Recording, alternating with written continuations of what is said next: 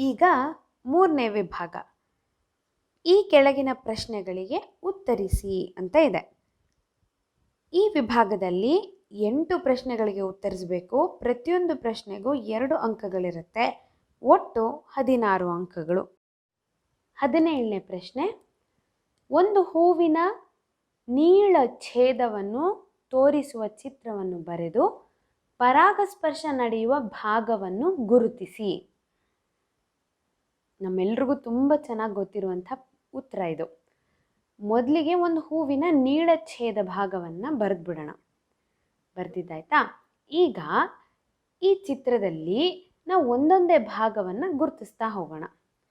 ಮೊದಲಿಗೆ ಪರಾಗಸ್ಪರ್ಶ ಕೋಶ, ಆಮೇಲೆ ತಂತು, ಪುಷ್ಪದಳ, ಪುಷ್ಪಪತ್ರ, ಅಂಡಾಶಯ, ಶಲಾಕನಳಿಕೆ ಹಾಗೆ ಶಲಾಕಾಗ್ರ ಇವಿಷ್ಟನ್ನು ಗುರುತಿಸಬೇಕು. ಇಲ್ಲಿಗೆ ಚಿತ್ರ ಮತ್ತು ಚಿತ್ರದಲ್ಲಿರುವಂಥ ಭಾಗಗಳನ್ನು ಗುರುತಿಸಿದ್ದಾಯಿತು. ಈಗ ಇದೇ ಪ್ರಶ್ನೆಯಲ್ಲಿ 2ನೇ ಭಾಗ ಇದೆ. ಏನು ಅಂತಂದರೆ, ಈ ಚಿತ್ರದಲ್ಲಿ ಪರಾಗಸ್ಪರ್ಶ ನಡೆಯುವ ಭಾಗವನ್ನು ಗುರುತಿಸಿ ಅಂತ ಕೇಳಿದ್ದಾರೆ. ಪರಾಗಸ್ಪರ್ಶ ಎಲ್ಲಿ ನಡೆಯುತ್ತೆ? ಪರಾಗಸ್ಪರ್ಶ ಶಲಾಕಾಗ್ರದ ಮೇಲೆ ನಡೆಯುತ್ತೆ. ಈ ಭಾಗವನ್ನು ನಾವು ಗುರುತಿಸಿದ್ರೆ ಈ ಪ್ರಶ್ನೆಗೆ ನಾವು ಪೂರ್ತಿ ಉತ್ತರ ಕೊಟ್ಟಂಗೆ ಆಗತ್ತೆ. ಈಗ ಇದೇ 18ನೇ ಪ್ರಶ್ನೆಯಲ್ಲಿರುವಂಥ 2ನೇ ಆಪ್ಷನ್ ಮತ್ತೊಂದು ಪ್ರಶ್ನೆ ಐತಿಲ್ಲ, ಆ ಪ್ರಶ್ನೆಯನ್ನು ನೋಡೋಣ. ಎಥೆನಾಲನ್ನು ಎಥನೋಯಿಕ್ ಆಮ್ಲವಾಗಿ ಪರಿವರ್ತಿಸುವ ವಿಧಾನವನ್ನು ರಾಸಾಯನಿಕ ಸಮೀಕರಣದ ಸಹಾಯದಿಂದ ವಿವರಿಸಿ ಅಂತ ಕೇಳಿದ್ದಾರೆ. ಕಾರ್ಬನ್ ಸಂಯುಕ್ತಗಳನ್ನು ದಹನ ಕ್ರಿಯೆಯ ಮೂಲಕ ಸುಲಭವಾಗಿ ಉತ್ಕರ್ಷಿಸಬಹುದು ಅನ್ನುವಂಥ ವಿಚಾರ ನಮಗೀಗಾಗಲೇ ಗೊತ್ತಿದೆ. ಹಾಗಾಗಿ ಈ ಒಂದು ರಾಸಾಯನಿಕ ಕ್ರಿಯೆಯಲ್ಲಿ ಏನಾಗ್ತಿದೆ ಅಂದರೆ, ಆಲ್ಕೋಹಾಲ್ಗಳು ಕಾರ್ಬಾಕ್ಸಿಲಿಕ್ ಆಮ್ಲಗಳಾಗಿ ಪರಿವರ್ತನೆ ಆಗ್ತಾ ಇರೋದನ್ನು ನಾವು ಗಮನಿಸ್ತಾ ಇದ್ದೀವಿ.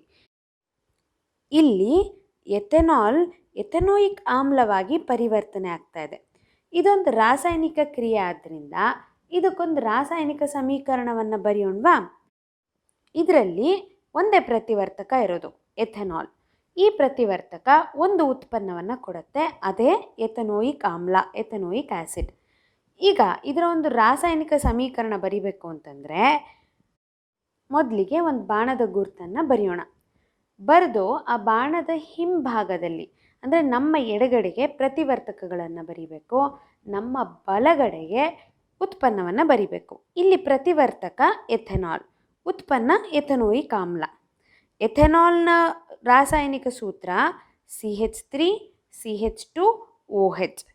ಎಥನೋಯಿಕ್ ಆಮ್ಲದ ರಾಸಾಯನಿಕ ಸೂತ್ರ CH3COOH. ಈ ರಾಸಾಯನಿಕ ಕ್ರಿಯೆ ನಡಿಬೇಕು ಅಂತಂದರೆ ಇದಕ್ಕೆ ಶಾಖದ ಅವಶ್ಯಕತೆ ಇದೆ. ಹಾಗಾಗಿ ಬಾಣದ ಗುರುತಿನ ಮೇಲೆ ಶಾಖ ಮತ್ತು ಕೆಲವೊಂದು ವಸ್ತುಗಳಿವೆ. ಉದಾಹರಣೆಗೆ ಪೊಟ್ಯಾಷಿಯಂ ಪರ್ಮಾಂಗನೇಟ್. ಈ ಪೊಟ್ಯಾಷಿಯಂ ಪರ್ಮಾಂಗನೇಟ್ಗೆ ಆಕ್ಸಿಜನ್ನನ್ನು ಸೇರಿಸುವಂತಹ ಸಾಮರ್ಥ್ಯ ಬಹಳ ಹೆಚ್ಚಿರೋದ್ರಿಂದ ಈ ವಸ್ತುಗಳನ್ನು ಕೆಲವೊಂದು ರಾಸಾಯನಿಕ ಕ್ರಿಯೆಗಳಲ್ಲಿ ಬಳಸಲಾಗತ್ತೆ. ಇವುಗಳನ್ನು ಉತ್ಕರ್ಷಣಕಾರಿಗಳು ಅಂತ ಕರಿತೀವಿ. ಹಾಗಾಗಿ ಬಾಣದ ಗುರುತಿನ ಮೇಲೆ ಶಾಖ ಪ್ಲಸ್ ಕ್ಷಾರೀಯ ಪೊಟ್ಯಾಷಿಯಂ ಪರ್ಮಾಂಗನೇಟ್ ಅಂದರೆ KMnO4 ಅಥವಾ ಆಮ್ಲೀಯ ಪೊಟ್ಯಾಷಿಯಂ ಡೈಕ್ರೋಮೇಟ್ K2Cr2O7 ಮತ್ತು ಶಾಖ, ಈ 2ರಲ್ಲಿ ಯಾವುದನ್ನಾದರೂ ನಾವು ಬಳಸಬಹುದು. ಈ 2ರ ಬಳಕೆಯೊಂದಿಗೆ ಎಥೆನಾಲನ್ನು ಎಥನೋಯಿಕ್ ಆಮ್ಲವಾಗಿ ಪರಿವರ್ತಿಸಬಹುದು. ರಾಸಾಯನಿಕ ಸೂತ್ರ ಏನೋ ಬರ್ದಾಯಿತು, 1 ಅಂಕ ಪಕ್ಕ. ಆದರೆ ಈ ಪ್ರಶ್ನೆಯಲ್ಲಿ ವಿವರಣೆ ಕೂಡ ಕೇಳಿದ್ದಾರೆ. ಹಾಗಾದರೆ ವಿವರಣೆಯಲ್ಲಿ ಏನಿರಬೇಕು ನೋಡೋಣವಾ? ಎಥೆನಾಲನ್ನು ಎಥನೋಯಿಕ್ ಆಮ್ಲವಾಗಿ ಪರಿವರ್ತಿಸಿದಾಗ ಅಥವಾ ಅದು ಪರಿವರ್ತನೆ ಆದಾಗ ಎಥನೋಯಿಕ್ ಆಮ್ಲವು 2 ಹೈಡ್ರೋಜನ್ ಪರಮಾಣುಗಳನ್ನು ಕಳೆದುಕೊಂಡು ಒಂದು ಆಕ್ಸಿಜನ್ ಪರಮಾಣುವನ್ನು ಪಡೆದುಕೊಂಡಿದೆ. ಆದ್ದರಿಂದ ಈ ರೀತಿ ಎಥೆನಾಲ್ ಎಥನೋಯಿಕ್ ಆಮ್ಲವಾಗಿ ಪರಿವರ್ತನೆ ಆಗುವಂಥ ಕ್ರಿಯೆಯನ್ನು ಉತ್ಕರ್ಷಣೆ ಕ್ರಿಯೆ ಅಂತ ಕರೆಯಲಾಗುತ್ತದೆ. 18ನೆಯ ಪ್ರಶ್ನೆ, ಸಾಬೂನುಗಳ ಸ್ವಚ್ಛತಾ ಕಾರ್ಯವನ್ನು ವಿವರಿಸಿ. ಅಥವಾ ಎಥೆನಾಲನ್ನು ಎಥನೋಯಿಕ್ ಆಮ್ಲವಾಗಿ ಪರಿವರ್ತಿಸುವ ವಿಧಾನವನ್ನು ರಾಸಾಯನಿಕ ಸಮೀಕರಣದ ಸಹಾಯದಿಂದ ವಿವರಿಸಿ.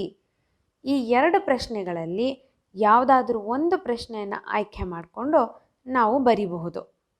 ಈಗ ಇದರಲ್ಲಿ ಮೊದಲನೇ ಪ್ರಶ್ನೆ, ಸಾಬೂನುಗಳ ಸ್ವಚ್ಛತಾ ಕಾರ್ಯವನ್ನು ವಿವರಿಸಿ. ಅಂದರೆ ಸಾಬೂನು ಹೇಗೆ ಕೊಳೆಯನ್ನು, ಜಿಡ್ಡನ್ನು, ಎಣ್ಣೆಯನ್ನು ತೆಗೆಯುತ್ತೆ ಅನ್ನೋದನ್ನು ವಿವರಿಸಿ ಅಂತ ಕೇಳಿದ್ದಾರೆ. ಸಾಧಾರಣವಾಗಿ ಹೆಚ್ಚಿನ ಕೊಳೆ ತೈಲದ ಸ್ವಭಾವದಿಂದ ಕೂಡಿರುತ್ತೆ ಮತ್ತು ನಮಗೆ ತಿಳಿದಿರುವಂತೆ ಎಣ್ಣೆ ನೀರಿನಲ್ಲಿ ವಿಲೀನ ಆಗೋದಿಲ್ಲ. ಸಾಬೂನಿನ ಅಣುಗಳು ಹೇಗೆ ಅಂದರೆ ಅವು ಉದ್ದ ಸರಪಳಿಯ ಕಾರ್ಬಾಕ್ಸಿಲಿಕ್ ಆಮ್ಲಗಳ ಸೋಡಿಯಂ ಅಥವಾ ಪೊಟ್ಯಾಷಿಯಂ ಲವಣಗಳಾಗಿವೆ. ಸಾಬೂನಿನ ಅಯನಾನಿಕ ತುದಿ ನೀರಿನೊಂದಿಗೆ ವರ್ತಿಸಿದ್ರೆ ಕಾರ್ಬನ್ ಸರಪಳಿಯು ಎಣ್ಣೆಯೊಂದಿಗೆ ವರ್ತಿಸುತ್ತೆ. ಹೀಗೆ ಸಾಬೂನಿನ ಅಣುಗಳು ಮಿಸೆಲ್ಗಳೆಂಬ ರಚನೆಗಳನ್ನು ಉಂಟು ಮಾಡುತ್ತೆ. ಈ ಸಾಬೂನಿನ ಅಣುಗಳ ಹೈಡ್ರೋಕಾರ್ಬನ್ ತುದಿ ಎಣ್ಣೆಯ ಹನಿಯ ಕಡೆಗೆ ಇರುತ್ತೆ, ಹಾಗೆ ಅಯಾನಿಕ್ ತುದಿಯು ಹೊರಮುಖವಾಗಿರುತ್ತೆ. ಇದು ನೀರಿನಲ್ಲಿ ಒಂದು ಎಮಲ್ಷನನ್ನು ಉಂಟು ಮಾಡುತ್ತೆ. ಹೀಗೆ ಸಾಬೂನು ನಮ್ಮ ಬಟ್ಟೆಯಲ್ಲಿರುವಂತಹ ಕೊಳೆಯನ್ನು, ನೀರಿನಲ್ಲಿರುವಂತಹ ಕೊಳೆಯನ್ನು ಸ್ವಚ್ಛಗೊಳಿಸೋದಕ್ಕೆ ಸಹಾಯ ಮಾಡುತ್ತೆ. ಈಗ ಇದೇ 18ನೇ ಪ್ರಶ್ನೆಯಲ್ಲಿರುವಂಥ ಎರಡನೇ ಆಪ್ಷನ್, ಮತ್ತೊಂದು ಪ್ರಶ್ನೆ ಐತಿಲ್ಲ, ಆ ಪ್ರಶ್ನೆಯನ್ನು ನೋಡೋಣ. ಎಥೆನಾಲನ್ನು ಎಥನೋಯಿಕ್ ಆಮ್ಲವಾಗಿ ಪರಿವರ್ತಿಸುವ ವಿಧಾನವನ್ನು ರಾಸಾಯನಿಕ ಸಮೀಕರಣದ ಸಹಾಯದಿಂದ ವಿವರಿಸಿ ಅಂತ ಕೇಳಿದ್ದಾರೆ. ಕಾರ್ಬನ್ ಸಂಯುಕ್ತಗಳನ್ನು ದಹನ ಕ್ರಿಯೆಯ ಮೂಲಕ ಸುಲಭವಾಗಿ ಉತ್ಕರ್ಷಿಸಬಹುದು ಅನ್ನುವಂಥ ವಿಚಾರ ನಮಗೀಗಾಗಲೇ ಗೊತ್ತಿದೆ.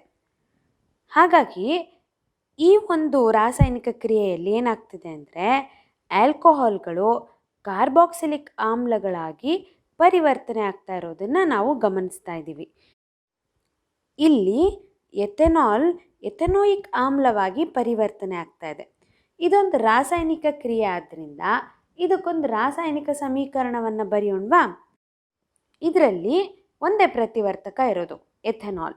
ಈ ಪ್ರತಿವರ್ತಕ ಒಂದು ಉತ್ಪನ್ನವನ್ನು ಕೊಡುತ್ತೆ, ಅದೇ ಎಥನೋಯಿಕ್ ಆಮ್ಲ, ಎಥನೋಯಿಕ್ ಆ್ಯಸಿಡ್. ಈಗ ಇದರ ಒಂದು ರಾಸಾಯನಿಕ ಸಮೀಕರಣ ಬರಿಬೇಕು ಅಂತಂದರೆ ಮೊದಲಿಗೆ ಒಂದು ಬಾಣದ ಗುರುತನ್ನು ಬರೆಯೋಣ. ಬರೆದು ಆ ಬಾಣದ ಹಿಂಭಾಗದಲ್ಲಿ ಅಂದರೆ ನಮ್ಮ ಎಡಗಡೆಗೆ ಪ್ರತಿವರ್ತಕಗಳನ್ನು ಬರಿಬೇಕು, ನಮ್ಮ ಬಲಗಡೆಗೆ ಉತ್ಪನ್ನವನ್ನು ಬರಿಬೇಕು. ಇಲ್ಲಿ ಪ್ರತಿವರ್ತಕ ಎಥೆನಾಲ್, ಉತ್ಪನ್ನ ಎಥನೋಯಿಕ್ ಆಮ್ಲ.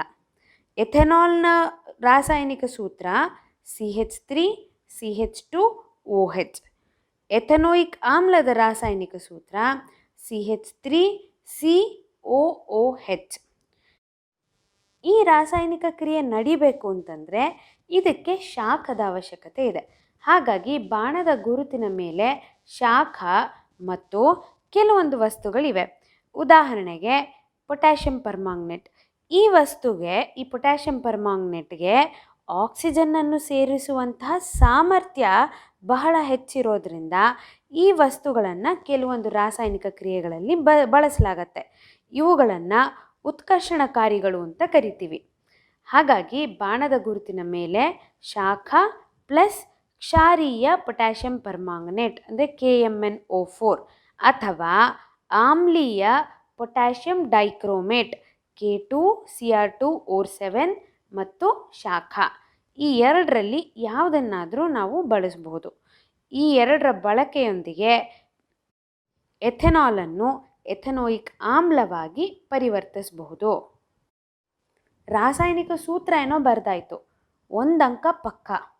ಆದರೆ ಈ ಪ್ರಶ್ನೆಯಲ್ಲಿ ವಿವರಣೆ ಕೂಡ ಕೇಳಿದ್ದಾರೆ. ಹಾಗಾದರೆ ವಿವರಣೆಯಲ್ಲಿ ಏನಿರಬೇಕು ನೋಡೋಣವಾ? ಎಥೆನಾಲನ್ನು ಎಥನೋಯಿಕ್ ಆಮ್ಲವಾಗಿ ಪರಿವರ್ತಿಸಿದಾಗ ಅಥವಾ ಅದು ಪರಿವರ್ತನೆ ಆದಾಗ ಎಥೆನೋಯಿಕ್ ಆಮ್ಲವು 2 ಹೈಡ್ರೋಜನ್ ಪರಮಾಣುಗಳನ್ನು ಕಳೆದುಕೊಂಡು ಒಂದು ಆಕ್ಸಿಜನ್ ಪರಮಾಣುವನ್ನು ಪಡೆದುಕೊಂಡಿದೆ. ಆದ್ದರಿಂದ ಈ ರೀತಿ ಎಥೆನಾಲ್ ಎಥನೋಯಿಕ್ ಆಮ್ಲವಾಗಿ ಪರಿವರ್ತನೆ ಆಗುವಂಥ ಕ್ರಿಯೆಯನ್ನು ಉತ್ಕರ್ಷಣೆ ಕ್ರಿಯೆ ಅಂತ ಕರೆಯಲಾಗುತ್ತದೆ. 19ನೇ ಪ್ರಶ್ನೆ.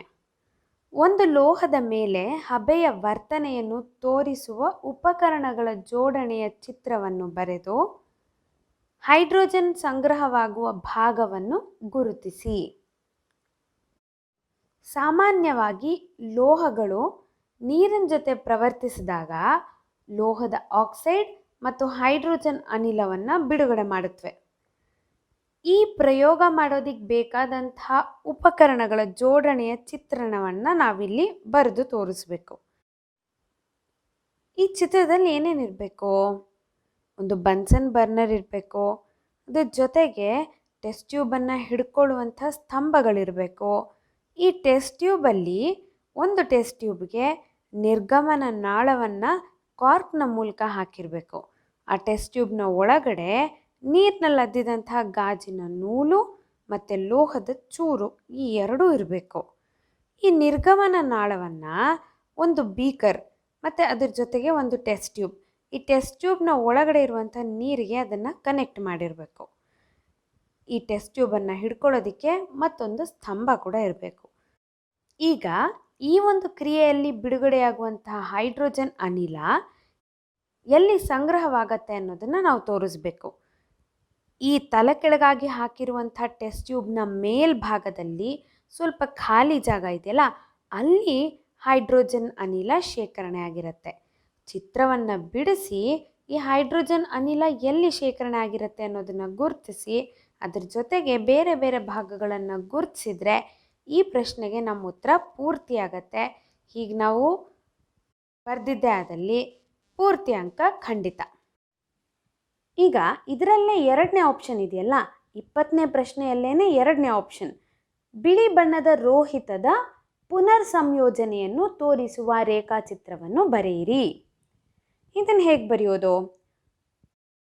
ಮೊದಲಿಗೆ ಒಂದು ಪಟ್ಟಕವನ್ನು ಅಂದರೆ ಪ್ರಿಸಮನ್ನು ಬರಿಬೇಕು.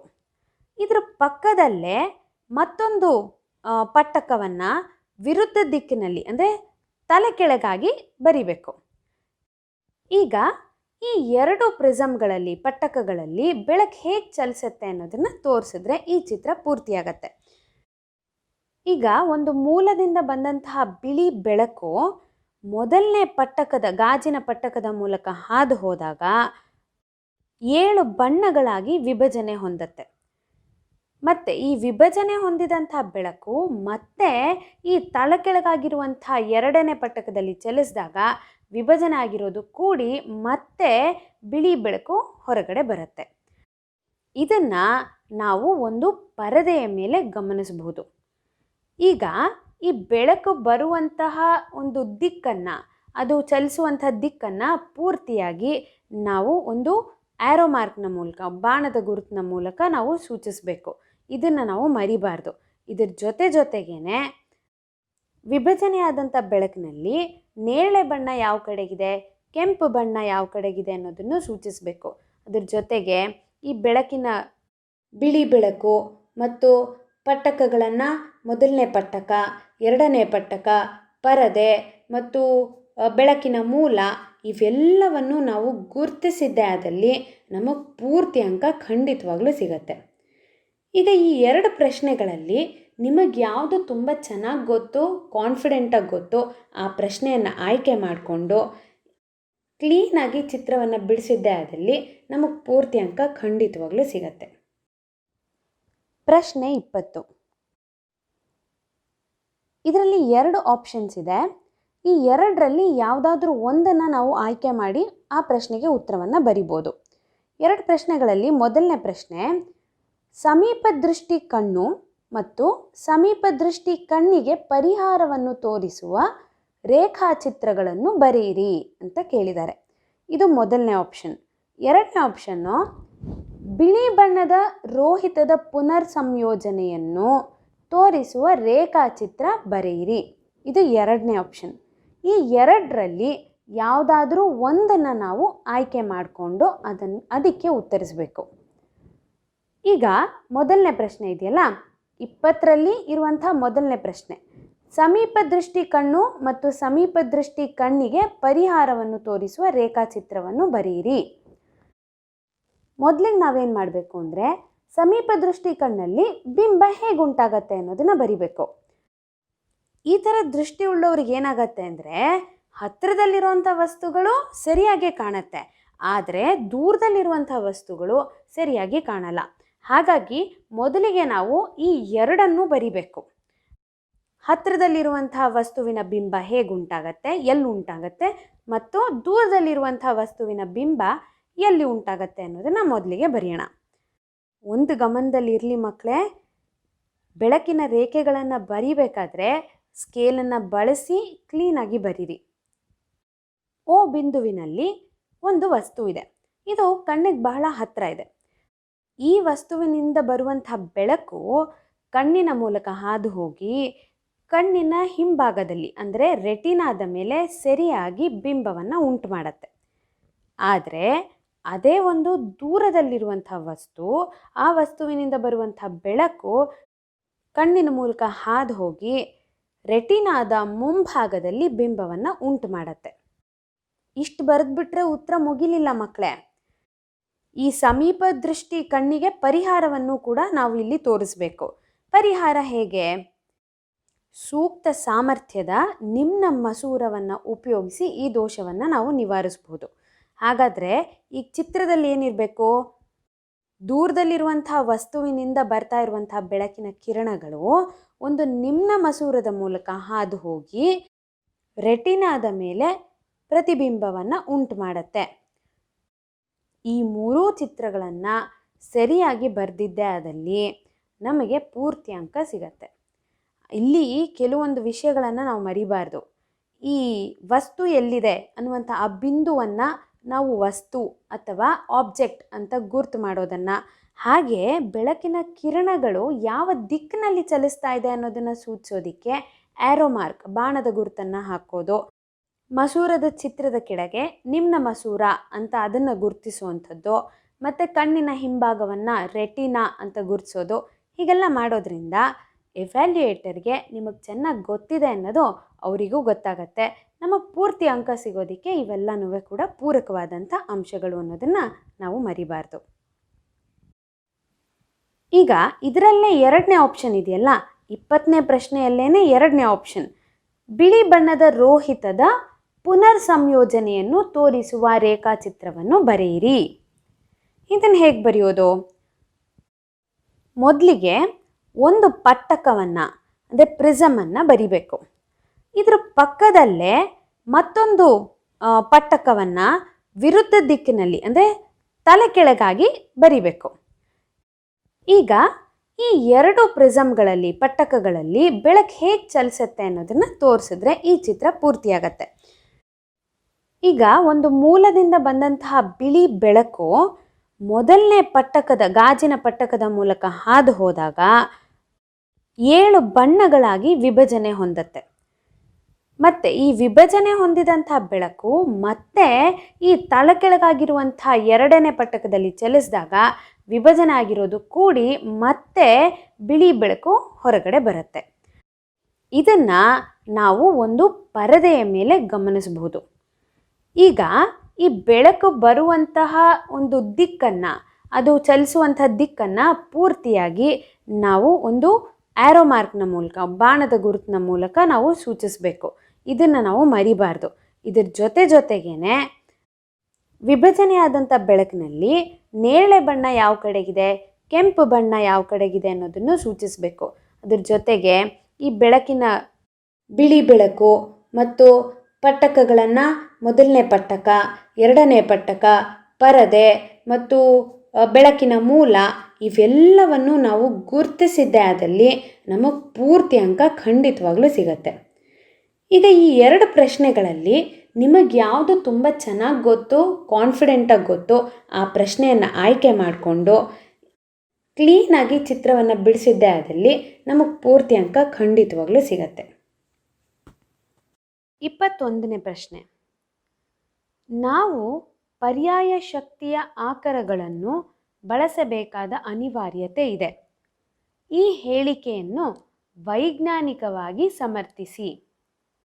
ಅಂದರೆ ಈ ಪ್ರಶ್ನೆಯಲ್ಲಿ ಅವ್ರು ಕೇಳಕ್ಕೆ ಹೊರಟಿರುವಂಥದ್ದು, ಇವತ್ತಿನ ಜೀವನದಲ್ಲಿ ನಾವು ಪರ್ಯಾಯ ಶಕ್ತಿಯ ಆಕರಗಳನ್ನೇ ಬಳಸಬೇಕಾದಂತಹ ಸ್ಥಿತಿ ಯಾಕಿದೆ ಅನ್ನೋದನ್ನು ನಾವಿಲ್ಲಿ ವೈಜ್ಞಾನಿಕವಾಗಿ ವಿವರಿಸಬೇಕು ಅನ್ನೋದನ್ನು ಅವ್ರು ಕೇಳ್ತಾ ಇದ್ದಾರೆ. ಈ ಪ್ರಶ್ನೆಗೆ ನಾವು ಮೊದಲಿಗೆ ಶಕ್ತಿಯನ್ನು ನಾವು ಯಾಕೆ ಬಳಸ್ತೀವಿ, ಅದರ ಒಂದು ಮೂಲ ಆಕರಗಳು ಯಾವುದು, ಮತ್ತು ಅದನ್ನು ನಾವು ನಿರಂತರವಾಗಿ ಬಳಸ್ತಾನೇ ಇದ್ದರೆ ಅದರಿಂದ ಏನು ತೊಂದರೆ ಆಗುತ್ತೆ ಅನ್ನೋದನ್ನು ವಿವರಿಸಬೇಕು ಇಲ್ಲಿ. ಈಗ ನಾವು ದಿನನಿತ್ಯದ ಜೀವನದಲ್ಲಿ ಬಹಳಷ್ಟು ಕೆಲಸಗಳನ್ನು ಮಾಡ್ತಾ ಇರ್ತೀವಿ. ಈ ಕೆಲಸ ಮಾಡೋದಕ್ಕೆ ವಿವಿಧ ಆಕರಗಳಿಂದ ಪಡೆದ ಶಕ್ತಿಯನ್ನು ಬಳಸ್ತೇವೆ. ಉದಾಹರಣೆಗೆ ನಾವು ಮನೇಲಿ ದೀಪ ಬೆಳಗಿಸೋದಕ್ಕೆ ವಿದ್ಯುತ್ ಶಕ್ತಿಯನ್ನು ಬಳಸ್ತೇವೆ. ಹಾಗೆ ನಮ್ದು ಯಾವುದೋ ಸ್ಕೂಟರೋ ಕಾರೋ ಇದನ್ನು ಚಲಾಯಿಸೋದಕ್ಕೆ ಡೀಸೆಲು ಪೆಟ್ರೋಲು ಅಂಥ ಶಕ್ತಿಗಳನ್ನು ಬಳಸ್ತೇವೆ.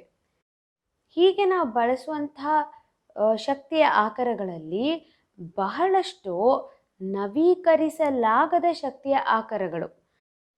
ಆದ್ದರಿಂದ ಇಂತಹ ಶಕ್ತಿಯ ಆಕರಗಳನ್ನು ನಾವು ಮೊದಲಿಗೆ ಸಂರಕ್ಷಿಸಬೇಕಾಗಿದೆ. ಈ ಇಂಧನವನ್ನು ನಾವು ಮಿತಿ ಮೀರಿದ ದರದಲ್ಲಿ ಬಳಸಿದ್ರೆ ನಮಗೆ ಆ ಶಕ್ತಿಯ ಆಕರಗಳ ಕೊರತೆ ಉಂಟಾಗತ್ತೆ. ಅದನ್ನು ತಪ್ಪಿಸೋದಕ್ಕೆ ಶಕ್ತಿಯ ಪರ್ಯಾಯ ಆಕರಗಳನ್ನು ನಾವು ಅನ್ವೇಷಿಸಬೇಕಾಗಿದೆ ಮತ್ತು ಪರ್ಯಾಯ ಆಕರಗಳನ್ನೇ ಬಳಸಬೇಕಾದಂಥ ಅನಿವಾರ್ಯತೆ ಕೂಡ ಇವತ್ತು ಎದುರಾಗಿದೆ.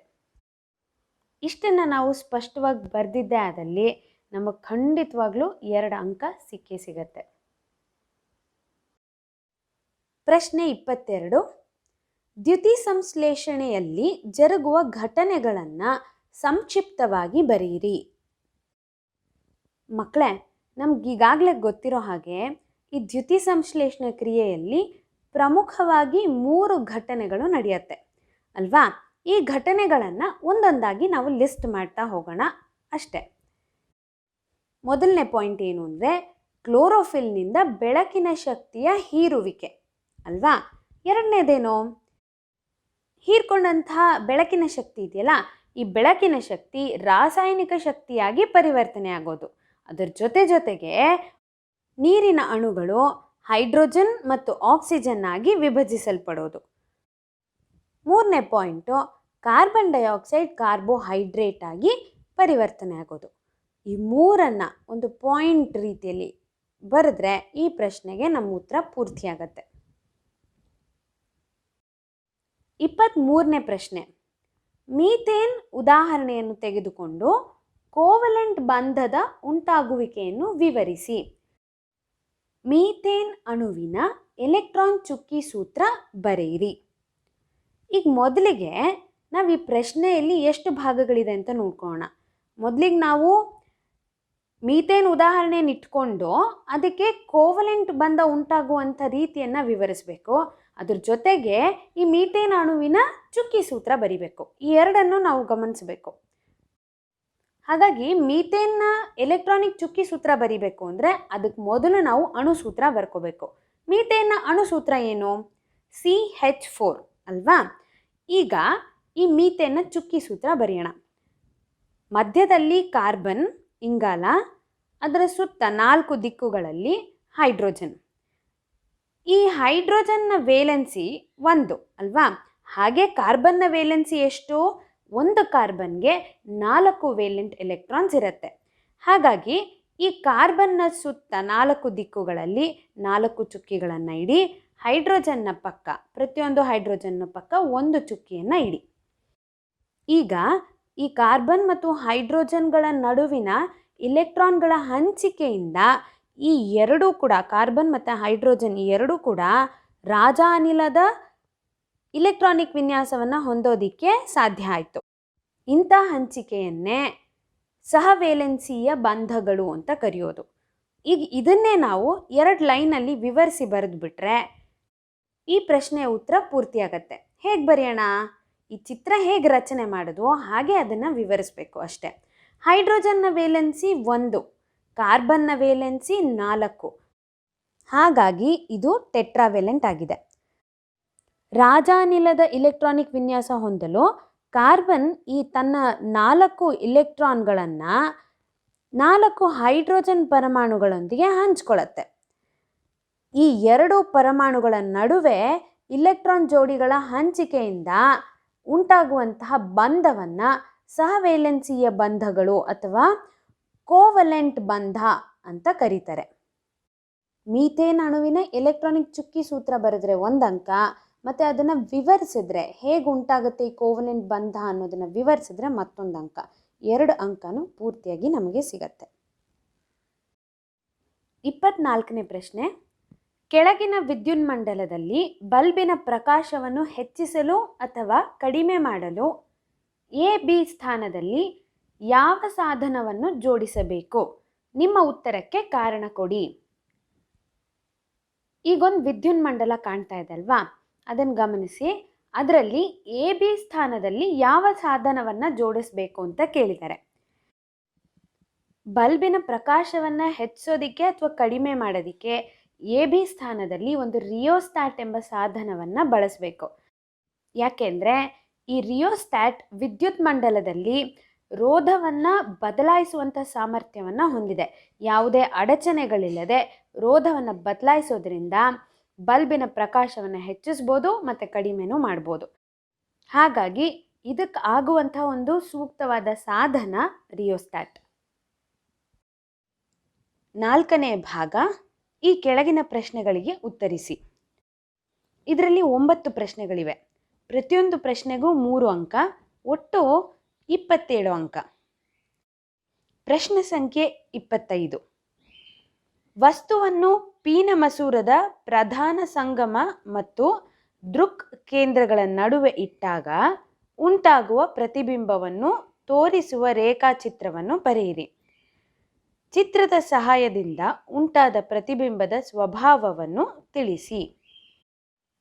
ಮಕ್ಕಳೇ, ಈ ಪ್ರಶ್ನೆಯಲ್ಲಿ ರೇಖಾಚಿತ್ರಗಳನ್ನು ಬಳಸ್ಕೊಂಡು ಮಸೂರಗಳಿಂದ ಪ್ರತಿಬಿಂಬಗಳ ರಚನೆ ಹೇಗಾಗತ್ತೆ ಅನ್ನೋದನ್ನು ನಾವು ತಿಳಿಸ್ಕೊಡ್ಬೇಕು. ಈಗ ನಾವು ಯಾವುದೇ ಒಂದು ಮಸೂರವನ್ನು ಇಟ್ಕೊಂಡು ಪ್ರತಿಬಿಂಬ ಹೇಗೆ ಉಂಟಾಗತ್ತೆ ಅನ್ನೋದನ್ನು ನಾವು ತಿಳಿಸ್ಬೇಕು ಅಂತಂದರೆ ಅದಕ್ಕೆ ವಸ್ತುವಿನ ಸ್ಥಳ ನಮಗೆ ಗೊತ್ತಿರಬೇಕು. ಪ್ರಶ್ನೆಯಲ್ಲಿ ವಸ್ತುವಿನ ಸ್ಥಳ ಎಲ್ಲಿದೆ ಅಂದರೆ ಪೀನ ಮಸೂರದ ಪ್ರಧಾನ ಸಂಗಮ ಮತ್ತು ದೃಕ್ ಕೇಂದ್ರಗಳ ನಡುವೆ ಇದೆ ಅಂತ ಹೇಳಿದ್ದಾರೆ. ಈಗ ಇದರ ಒಂದು ಚಿತ್ರವನ್ನು ನಾವು ಬರ್ಕೊಳ್ಳೋಣ. ಪೀನ ಮಸೂರವನ್ನು ಎಂ ಮತ್ತು ಎನ್ ಅಂತ ಗುರುತಿಸೋಣ. ದೃಕ್ ಕೇಂದ್ರವನ್ನು ಓ ಅಂತಲೂ, ವಸ್ತುವನ್ನು ಎ ಮತ್ತು ಬಿ, ಹಾಗೆ ವಸ್ತುವಿನ ಪ್ರತಿಬಿಂಬವನ್ನು ಎ ಡ್ಯಾಶ್ ಮತ್ತು ಬಿ ಡ್ಯಾಶ್ ಅಂತ ಗುರುತಿಸೋಣ. ಇದ್ರ ಜೊತೆಗೆ ಮಸೂರದ ವಕ್ರತಾ ಕೇಂದ್ರವನ್ನು C1 ಮತ್ತು C2, ಹಾಗೆ ಮಸೂರದ ಪ್ರಧಾನ ಸಂಗಮ ಬಿಂದುವನ್ನು F1 ಮತ್ತು F2 ಅಂತ ಗುರುತಿಸಬೇಕು.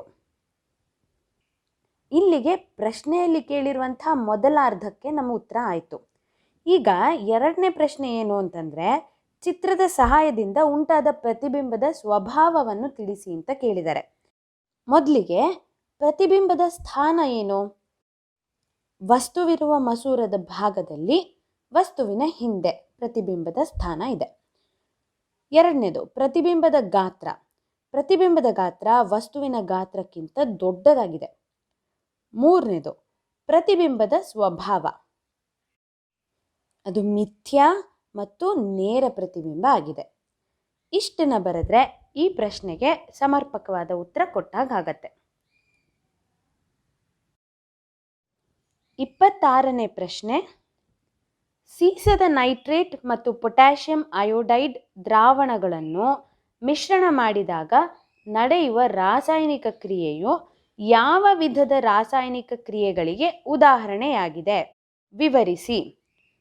ಈ ಕ್ರಿಯೆಯ ಸರಿದೂಗಿಸಿದ ರಾಸಾಯನಿಕ ಸಮೀಕರಣವನ್ನು ಬರೆಯಿರಿ.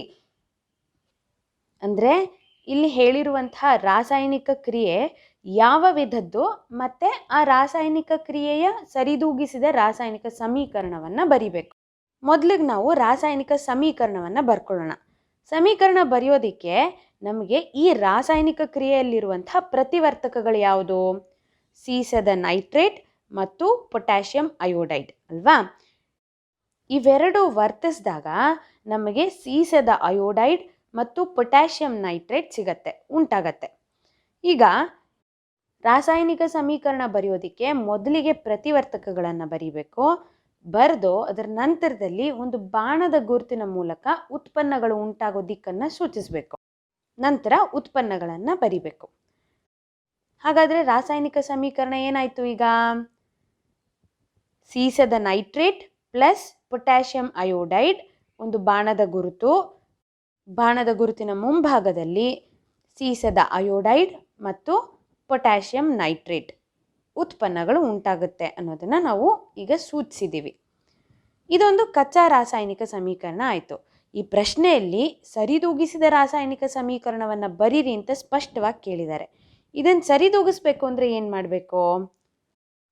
ಸಮೀಕರಣದ ಎಡಭಾಗದಲ್ಲಿ ಪೊಟ್ಯಾಷಿಯಂ ಅಯೋಡೈಡ್ನ ಹಿಂದೆ 2 ಹಾಕಿ, ಹಾಗೆ ಸಮೀಕರಣದ ಬಲಭಾಗದಲ್ಲಿ ಪೊಟ್ಯಾಷಿಯಂ ನೈಟ್ರೇಟ್ನ ಹಿಂದೆ 2 ಹಾಕಿ. ಈಗ ಈ ಸಮೀಕರಣ ಒಂದು ಸರಿದೂಗಿಸಿದ ರಾಸಾಯನಿಕ ಸಮೀಕರಣ ಅಂತ ಕರೆಸ್ಕೊಳತ್ತೆ.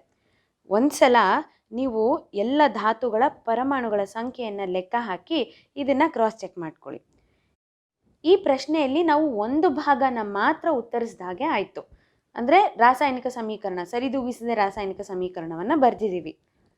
ಆದರೆ ಇಲ್ಲಿ ಮುಖ್ಯವಾಗಿ ಕೇಳಿರುವಂಥದ್ದು ಇದು ಯಾವ ವಿಧದ ರಾಸಾಯನಿಕ ಕ್ರಿಯೆ ಅಂತ ಕೇಳಿದ್ದಾರೆ. ಈ ಕ್ರಿಯೆಯನ್ನು ನಾವು ಗಮನಿಸಿದಾಗ ನಮಗಿಲ್ಲಿ ಕಾಣೋದು ಪ್ರತಿವರ್ತಕಗಳ ನಡುವೆ ಅಯಾನುಗಳ ವಿನಿಮಯ ಆಗಿದೆ. ಹಾಗಾಗಿ ಇಂಥ ಕ್ರಿಯೆಯನ್ನು ಏನು ಕರೀತಾರೆ ಹೇಳಿ? ದ್ವಿಸ್ಥಾನ ಪಲ್ಲಟ ಕ್ರಿಯೆಗಳು, ಡಬಲ್ ಡಿಸ್ಪ್ಲೇಸ್ಮೆಂಟ್ ರಿಯಾಕ್ಷನ್ ಅಂತ ಕರೀತಾರೆ ಅಲ್ವಾ? ಹಾಗಾಗಿ ಇದು ದ್ವಿಸ್ಥಾನ ಪಲ್ಲಟ ಕ್ರಿಯೆಗೆ ಉದಾಹರಣೆಯಾಗಿದೆ ಅಂತ ಬರೆದ್ರೆ ಈ ಪ್ರಶ್ನೆಗೂ ನಮ್ಮ ಉತ್ತರ ಪೂರ್ತಿಯಾಗತ್ತೆ. 27ನೇ ಪ್ರಶ್ನೆ. ಇದರಲ್ಲಿ 2 ಆಪ್ಷನ್ಗಳು ಇವೆ. ಮೊದಲನೇ ಆಪ್ಷನ್ನಲ್ಲಿ ನಮಗೆ ಎ ಮತ್ತು ಬಿ ಪ್ರಶ್ನೆಗಳಿದೆ. 2ನೇ ಆಪ್ಷನ್ನಲ್ಲಿ 1 ಪ್ರಶ್ನೆ ಇದೆ. ಈಗ ಫಸ್ಟ್ ಆಪ್ಷನ್ ನೋಡೋಣ. ಇದರಲ್ಲಿರುವಂಥ ಎ ಪ್ರಶ್ನೆ, ಒಂದು ವಸ್ತುವನ್ನು ನಿಮ್ನ ದರ್ಪಣದ ವಕ್ರತಾ ಕೇಂದ್ರ ಮತ್ತು ಪ್ರಧಾನ ಸಂಗಮದ ನಡುವೆ ಇಟ್ಟಾಗ ಉಂಟಾಗುವ ಪ್ರತಿಬಿಂಬದ ಸ್ವಭಾವವನ್ನು ಬರೆಯಿರಿ. ಮಕ್ಕಳೇ, ಪ್ರಶ್ನೆಯನ್ನು ಸರಿಯಾಗಿ ಗಮನಿಸಿ. ಇಲ್ಲಿರುವಂಥದ್ದು ನಿಮ್ನ ದರ್ಪಣ.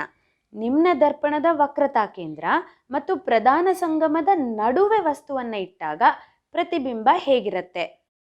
ಒಂದ್ಸಲ ಮನಸ್ಸಿನಲ್ಲೇ ರೇಖಾಚಿತ್ರವನ್ನು ನೆನೆಸ್ಕೊಳ್ಳಿ, ಅಥವಾ ಒಂದು ಪುಟ್ಟ ಚಿತ್ರವನ್ನು ಪಕ್ಕದಲ್ಲಿ ಬರ್ಕೊಳ್ಳಿ. ಬಿಂಬದ ಗಾತ್ರ ದೊಡ್ಡದಾಗಿರುತ್ತೆ ಮತ್ತು ಪ್ರತಿಬಿಂಬದ ಸ್ವಭಾವ ನೈಜವಾಗಿರುತ್ತೆ, ಆದರೆ ತಲೆ ಕೆಳಗಾಗಿರುತ್ತೆ. ಮೊದಲನೇ ಆಪ್ಷನ್ನ ಬಿ ಪ್ರಶ್ನೆ, ಒಂದು ಪೀನ ದರ್ಪಣದ ಪ್ರಧಾನ ಸಂಗಮ ಮತ್ತು ವಕ್ರತಾ ತ್ರಿಜ್ಯವನ್ನು ವ್ಯಾಖ್ಯಾನಿಸಿ. ಒಂದು ಪೀನ ದರ್ಪಣದ ಸಂಗಮ ದೂರ ಮತ್ತು ವಕ್ರತಾ ತ್ರಿಜ್ಯಗಳಿಗಿರುವ ಸಂಬಂಧವನ್ನು ಬರೆಯಿರಿ. ಈ ಪ್ರಶ್ನೆಗೆ ನಾವು ದರ್ಪಣದ ಪ್ರಧಾನ ಸಂಗಮ ಅಂದ್ರೇನು, ವಕ್ರತಾ ತ್ರಿಜ್ಯ ಅಂದರೆ ಏನು, ಈ ಎರಡನ್ನು ವಿವರಿಸಬೇಕು. ನಂತರದಲ್ಲಿ ದರ್ಪಣದ ಸಂಗಮ ದೂರ ಮತ್ತು ವಕ್ರತಾ ತ್ರಿಜ್ಯಕ್ಕಿರುವ ಸಂಬಂಧ, ಏನು ಸಂಬಂಧ ಇದೆ? ಪೀನ ದರ್ಪಣಗಳ ವಕ್ರತಾ ತ್ರಿಜ್ಯ ಸಂಗಮ ದೂರದ 2ರಷ್ಟಿರುತ್ತೆ ಅನ್ನೋದು ನಮಗೆ ಗೊತ್ತಿರೋಂಥ ವಿಷಯ. ಇದನ್ನು ನಾವು ಸೂಚಿಸೋದು ಹೇಗೆ? R = 2F ಅಲ್ವಾ? ಮೊದಲನೇ ಆಪ್ಷನ್ ಪೂರ್ತಿ ಆಯಿತು. 2ನೇ ಆಪ್ಷನ್ನ ಪ್ರಶ್ನೆ ಏನಿದೆ? ದೈನಂದಿನ ಜೀವನದಲ್ಲಿ ನಡೆಯುವ ಬೆಳಕಿನ ವಕ್ರೀಭವನಕ್ಕೆ 2 ಉದಾಹರಣೆಗಳನ್ನು ಕೊಡಿ. ಬೆಳಕಿನ ವಕ್ರೀಭವನದ ನಿಯಮಗಳನ್ನು ನಿರೂಪಿಸಿ ಅಂತ ಕೇಳಿದ್ದಾರೆ. ದಿನನಿತ್ಯದ ಜೀವನದಲ್ಲಿ ನಾವು ಕಾಣುವಂಥ ವಕ್ರೀಭವನದ ಉದಾಹರಣೆಗಳು ಯಾವುದಾದ್ರು 2 ಉದಾಹರಣೆ. ನಕ್ಷತ್ರಗಳ ಮಿನುಗುವಿಕೆ ಇರ್ಬೋದು, ಕಾಮನ ಬಿಲ್ಲು ಹೇಗುಂಟಾಗುತ್ತೆ ಅನ್ನೋದಿರ್ಬೋದು. ಹೀಗೆ ಈ ಉದಾಹರಣೆಗಳನ್ನು ಕೊಟ್ಟು ಬೆಳಕಿನ ವಕ್ರೀಭವನದ ನಿಯಮಗಳನ್ನು ಬರಿಬೇಕು. ಮೊದಲನೇ ನಿಯಮ ಏನು ಹೇಳುತ್ತೆ? ಪತನ ಕಿರಣ, ವಕ್ರೀಭವನ ಕಿರಣ ಮತ್ತು 2 ಮಾಧ್ಯಮಗಳ ಸಂಪರ್ಕ ಮೇಲ್ಮೈಗೆ ಪತನ ಬಿಂದುವಿನಲ್ಲಿ ಎಳೆದ ಲಂಬ ಎಲ್ಲವೂ ಒಂದೇ ಸಮತಲದಲ್ಲಿ ಇರುತ್ತೆ. ಇದು ಮೊದಲನೇ ನಿಯಮ. 2ನೇ ನಿಯಮ, ಕೊಟ್ಟಿರುವ ಬೆಳಕಿನ ನಿರ್ದಿಷ್ಟ ಬಣ್ಣ ಮತ್ತು ನೀಡಿರುವ ಜೋಡಿ ಮಾಧ್ಯಮಗಳಿಗೆ ಪತನ ಕೋನದ ಸೈನು ಮತ್ತು ವಕ್ರಿಮ ಕೋನದ ಸೈನುಗಳ ಅನುಪಾತ ಸ್ಥಿರವಾಗಿರುತ್ತೆ. ಈ 2 ನಿಯಮಗಳನ್ನು ಬರಿಬೇಕು. ಈಗ ಈ 2ನೇ ಆಪ್ಷನ್ನಲ್ಲಿರುವಂತಹ ಬಿ ಪ್ರಶ್ನೆಯನ್ನು ನೋಡೋಣ. ಒಂದು ಮಸೂರದ ಸಾಮರ್ಥ್ಯ -2.5D ಅಂದರೆ -2.5 ಡಯಾಪ್ಟರ್ ಆದರೆ ಅದು ಯಾವ ವಿಧದ ಮಸೂರವಾಗಿದೆ? ಈಗ ನಮ್ಗೆ ತಿಳಿದಿರೋ ಹಾಗೆ ಮಕ್ಕಳೇ, ಮಸೂರದ ಸಾಮರ್ಥ್ಯ ಋಣಾತ್ಮಕವಾಗಿರೋದ್ರಿಂದ ಇದು ನಿಮ್ನ ಮಸೂರ ಆಗಿದೆ. ಅದೇ ಒಂದು ವೇಳೆ ಅದು ಪಾಸಿಟಿವ್ ಆಗಿದ್ರೆ +2.5D ಅಂತೇನಾದರೂ ಆಗಿದ್ದರೆ ಆಗ ಅದು ಪೀನ ಮಸೂರ ಅನ್ನೋದನ್ನು ಸೂಚಿಸುತ್ತೆ. ಇದನ್ನು ನಾವು ನೆನಪಲ್ಲಿಟ್ಕೋಬೇಕು. ಭವನದ ನಿಯಮಗಳನ್ನು ನಿರೂಪಿಸಿ ಅಂತ ಕೇಳಿದ್ದಾರೆ. ದಿನನಿತ್ಯದ ಜೀವನದಲ್ಲಿ ನಾವು ಕಾಣುವಂಥ ವಕ್ರೀಭವನದ ಉದಾಹರಣೆಗಳು ಯಾವುದಾದ್ರು 2 ಉದಾಹರಣೆ. ನಕ್ಷತ್ರಗಳ ಮಿನುಗುವಿಕೆ ಇರ್ಬೋದು, ಕಾಮನ ಬಿಲ್ಲು ಹೇಗುಂಟಾಗತ್ತೆ ಅನ್ನೋದಿರ್ಬೋದು. ಹೀಗೆ ಈ ಉದಾಹರಣೆಗಳನ್ನು ಕೊಟ್ಟು ಬೆಳಕಿನ ವಕ್ರೀಭವನದ ನಿಯಮಗಳನ್ನು ಬರಿಬೇಕು. ಮೊದಲನೇ ನಿಯಮ ಏನು ಹೇಳುತ್ತೆ? ಪತನ ಕಿರಣ, ವಕ್ರೀಭವನ ಕಿರಣ ಮತ್ತು 2 ಮಾಧ್ಯಮಗಳ ಸಂಪರ್ಕ ಮೇಲ್ಮೈಗೆ ಪತನ ಬಿಂದುವಿನಲ್ಲಿ ಎಳೆದ ಲಂಬ ಎಲ್ಲವೂ ಒಂದೇ ಸಮತಲದಲ್ಲಿ ಇರುತ್ತೆ. ಇದು ಮೊದಲನೇ ನಿಯಮ. ಎರಡನೇ ನಿಯಮ, ಕೊಟ್ಟಿರುವ ಬೆಳಕಿನ ನಿರ್ದಿಷ್ಟ ಬಣ್ಣ ಮತ್ತು ನೀಡಿರುವ ಜೋಡಿ ಮಾಧ್ಯಮಗಳಿಗೆ ಪತನ ಕೋನದ ಸೈನು ಮತ್ತು ವಕ್ರಿಮ ಕೋನದ ಸೈನುಗಳ ಅನುಪಾತ ಸ್ಥಿರವಾಗಿರುತ್ತೆ. ಈ 2 ನಿಯಮಗಳನ್ನು ಬರಿಬೇಕು. ಈಗ ಈ 2ನೇ ಆಪ್ಷನ್ನಲ್ಲಿರುವಂತಹ ಬಿ ಪ್ರಶ್ನೆಯನ್ನು ನೋಡೋಣ. ಒಂದು ಮಸೂರದ ಸಾಮರ್ಥ್ಯ -2.5D ಅಂದರೆ -2.5 ಡಯಾಪ್ಟರ್ ಆದರೆ ಅದು ಯಾವ ವಿಧದ ಮಸೂರವಾಗಿದೆ? ಈಗ ನಮ್ಗೆ ತಿಳಿದಿರೋ ಹಾಗೆ ಮಕ್ಕಳೇ, ಮಸೂರದ ಸಾಮರ್ಥ್ಯ ಋಣಾತ್ಮಕವಾಗಿರೋದ್ರಿಂದ ಇದು ನಿಮ್ನ ಮಸೂರ ಆಗಿದೆ. ಅದೇ ಒಂದು ವೇಳೆ ಅದು ಪಾಸಿಟಿವ್ ಆಗಿದ್ರೆ +2.5D ಅಂತೇನಾದರೂ ಆಗಿದ್ದರೆ ಆಗ ಅದು ಪೀನ ಮಸೂರ ಅನ್ನೋದನ್ನು ಸೂಚಿಸುತ್ತೆ. ಇದನ್ನು ನಾವು ನೆನಪಲ್ಲಿಟ್ಕೋಬೇಕು. 28ನೇ ಪ್ರಶ್ನೆ. ಈ ಪ್ರಶ್ನೆಯಲ್ಲೂ ಕೂಡ ನಮಗೆ 2 ಆಪ್ಷನ್ಸ್ ಇದೆ. 2ರಲ್ಲಿ ಯಾವುದಾದ್ರು ಒಂದನ್ನು ಆಯ್ಕೆ ಮಾಡ್ಕೊಂಡು ಬರಿಬೋದು. ಮೊದಲನೇ ಆಪ್ಷನ್ನ ಪ್ರಶ್ನೆ ಹೀಗಿದೆ: ಎ ಮತ್ತು ಬಿ ಎಂಬ 2 ಧಾತುಗಳು ಕ್ರಮವಾಗಿ ಆಧುನಿಕ ಆವರ್ತ ಕೋಷ್ಟಕದ 1ನೇ ಮತ್ತು 17ನೇ ಗುಂಪಿನಲ್ಲಿದ್ದು 2 ಧಾತುಗಳು 3ನೇ ಆವರ್ತಕದಲ್ಲಿವೆ. ಹಾಗಾದರೆ ಅವುಗಳ ಎಲೆಕ್ಟ್ರಾನಿಕ್ ವಿನ್ಯಾಸವನ್ನು ಬರೆಯಿರಿ. ಇವುಗಳಲ್ಲಿ ಯಾವ ಧಾತು ಲೋಹವಾಗಿದೆ? ಯಾಕೆ? ಈ 2 ಧಾತುಗಳು ರಾಸಾಯನಿಕವಾಗಿ ವರ್ತಿಸಿದಾಗ ಉಂಟಾಗುವ ಸಂಯುಕ್ತದ ಅಣುಸೂತ್ರ ಬರೆಯಿರಿ. ಈ ಒಂದು ಪ್ರಶ್ನೆಯಲ್ಲೇ 3 ಪ್ರಶ್ನೆಗಳಿದೆ ಅಲ್ವಾ? ಮೊದಲನೇದೇನೋ ಅವ್ರು ಕೇಳಿರೋದು ಎ ಮತ್ತು ಬಿ ಧಾತುಗಳ ಎಲೆಕ್ಟ್ರಾನಿಕ್ ವಿನ್ಯಾಸವನ್ನು ಬರೆಯಿರಿ. ಹಾಗೆ ಇದರಲ್ಲಿ ಯಾವುದು ಲೋಹ ಯಾವುದು ಅಲೋಹ ಅನ್ನೋದನ್ನು ಗುರುತಿಸಿ ಯಾಕೆ ಅಂತ ಹೇಳಿ. ಹಾಗೆ 3ನೇ ಪ್ರಶ್ನೆ, ಈ 2 ಧಾತುಗಳು ವರ್ತಿಸಿದಾಗ ಉಂಟಾಗುವಂಥ ಸಂಯುಕ್ತದ ಅಣುಸೂತ್ರವನ್ನು ಬರೆಯಿರಿ. ಈ ಮೊದಲನೇ ಪ್ರಶ್ನೆಗೆ ಅವ್ರು ಕೊಟ್ಟಿರುವಂಥ ಒಂದು ಕ್ಲೂ ಏನು ಅಂತಂದರೆ, ಎ ಮತ್ತು ಬಿ 2 ಧಾತುಗಳು ಕ್ರಮವಾಗಿ 1ನೇ ಮತ್ತು 17ನೇ ಗುಂಪಿನಲ್ಲಿದ್ದು 2 ಧಾತುಗಳು 3ನೇ ಆವರ್ತದಲ್ಲಿದೆ ಅಂತ ಹೇಳಿದ್ದಾರೆ. ಹಾಗಾದರೆ ಎ ಯಾವುದು, ಬಿ ಯಾವುದು? ಎ ಸೋಡಿಯಂ, ಬಿ ಕ್ಲೋರಿನ್ ಆಗತ್ತೆ. ಹೌದಾ? ಈಗ ಈ 2 ಧಾತುಗಳು ಯಾವುದು ಅಂತ ಗುರುತಿಸ್ಕೊಂಡಾಯಿತು. ಇದರ ಎಲೆಕ್ಟ್ರಾನಿಕ್ ವಿನ್ಯಾಸವನ್ನು ನಾವು ಬರಿಬೇಕು. ಸೋಡಿಯಂನ ಪರಮಾಣು ಸಂಖ್ಯೆ 11. ಹಾಗಾದರೆ ಇದರ ಎಲೆಕ್ಟ್ರಾನ್ ವಿನ್ಯಾಸ ಏನಾಗುತ್ತೆ? 1s2, 2s2, 2p6 ಮತ್ತು 3s1 ಆಗುತ್ತೆ. ಕ್ಲೋರಿನ್ನ ಪರಮಾಣು ಸಂಖ್ಯೆ ಏನು? 17. ಇದನ್ನು ಹೇಗೆ ನಾವು ಬಿಡಿಸಿ ಬರೆಯೋದು? ಎಲೆಕ್ಟ್ರಾನಿಕ್ ವಿನ್ಯಾಸ ಹೇಗಿರುತ್ತೆ ಇದ್ರದ್ದು ಅಂದರೆ 1s2, 2s2, 2p6, 3s2, 3p5. ಇದು ಕ್ಲೋರಿನ್ನ ಎಲೆಕ್ಟ್ರಾನ್ ವಿನ್ಯಾಸ. ಈ ಮೂಲಕ ನಮಗೆ ಗೊತ್ತಾಗೋದೇನು ಅಂತಂದರೆ, ಎ ಧಾತು ಅಂದರೆ ಸೋಡಿಯಂ ಇದೆಯಲ್ಲ, ಸೋಡಿಯಂ ಲೋಹ. ಯಾಕೆ ಅಂತಂದರೆ ಇದು 1ನೇ ಗುಂಪಿನಲ್ಲಿದೆ. ಹಾಗೆ ಬಿ ಧಾತು ಇದೆಯಲ್ಲ ಕ್ಲೋರಿನ್, ಇದು ಅಲೋಹ. ಯಾಕೆಂದರೆ ಇದು 17ನೇ ಗುಂಪಿನಲ್ಲಿದೆ. ಈಗ 3ನೇದೊಂದು ಬಾಕಿ ಇದೆ ನಮಗೆ. ಅದೇನು ಅಂತಂದರೆ, ಈ 2 ಧಾತುಗಳು ವರ್ತಿಸಿದಾಗ ನಮಗೆ ಏನು ಉಂಟಾಗತ್ತೆ, ಯಾವೊಂದು ಸಂಯುಕ್ತ ಉಂಟಾಗತ್ತೆ ಅನ್ನೋದನ್ನು ನಾವು ಬರಿಬೇಕು. ಸೋಡಿಯಂ ಮತ್ತು ಕ್ಲೋರಿನ್ ಇವೆರಡು ವರ್ತಿಸಿದಾಗ ಸೋಡಿಯಂ ಕ್ಲೋರೈಡ್ ಉಂಟಾಗತ್ತೆ. ಅಂದರೆ Na ಮತ್ತು Cl ವರ್ತಿಸಿದಾಗ NaCl ಸೋಡಿಯಂ ಕ್ಲೋರೈಡ್ ಉಂಟಾಗತ್ತೆ. ಈಗ ಈ 28ರಲ್ಲೇ ಇರುವಂಥ ಎರಡನೇ ಆಪ್ಷನ್ ಇದೆಯಲ್ಲ, ಆ ಪ್ರಶ್ನೆಯನ್ನು ನೋಡೋಣ. 12C6 ಮತ್ತು 14C6 ಈ ಎರಡು ಧಾತುಗಳು ಆಧುನಿಕ ಆವರ್ತ ಕೋಷ್ಟಕದಲ್ಲಿ ಬೇರೆ ಬೇರೆ ಸ್ಥಾನಗಳನ್ನು ಪಡೆಯುತ್ತವೆಯೇ? ನಿಮ್ಮ ಉತ್ತರವನ್ನು ವಿವರಿಸಿ. ಈ ಧಾತುಗಳು ಆಧುನಿಕ ಆವರ್ತ ಕೋಷ್ಟಕದಲ್ಲಿ ಯಾವ ಆವರ್ತ ಮತ್ತು ಗುಂಪಿಗೆ ಸೇರುತ್ತದೆ ಎಂಬುದನ್ನು ಸೂಕ್ತ ಕಾರಣದೊಂದಿಗೆ ಪತ್ತೆ ಮಾಡಿ. ಅವ್ರು ಕೊಟ್ಟಿರುವಂಥ ಎರಡು ಧಾತುಗಳಿದೆಯಲ್ಲ, 12C6 ಮತ್ತು 14C6, ಇವೆರಡೂ ಕೂಡ ಕಾರ್ಬನ್ನ ಸಮಸ್ಥಾನಿಗಳು. ಇವೆರಡು ಕಾರ್ಬನ್ನ ಸಮಸ್ಥಾನಿಗಳಾದ್ದರಿಂದ ಆಧುನಿಕ ಆವರ್ತ ಕೋಷ್ಟಕದಲ್ಲಿ ಇದು ಬೇರೆ ಬೇರೆ ಸ್ಥಾನವನ್ನು ಪಡೆಯೋದಿಲ್ಲ. ಇದು ಮೊದಲನೇ ಪಾಯಿಂಟು. ಎರಡನೇದೇನು ಅಂತಂದರೆ, ಅವ್ರು ಕೇಳಿದ್ದಾರೆ ಇವೆರಡೂ ಕೂಡ ಯಾವ ಗುಂಪಿಗೆ ಸೇರುತ್ತೆ, ಯಾವ ಆವರ್ತ ಮತ್ತು ಯಾವ ಗುಂಪಿಗೆ ಸೇರುತ್ತೆ, ಅದನ್ನು ಸೂಕ್ತ ಕಾರಣದೊಂದಿಗೆ ನಾವು ಪತ್ತೆ ಮಾಡಬೇಕು ಅಂತ ಹೇಳಿದ್ದಾರೆ.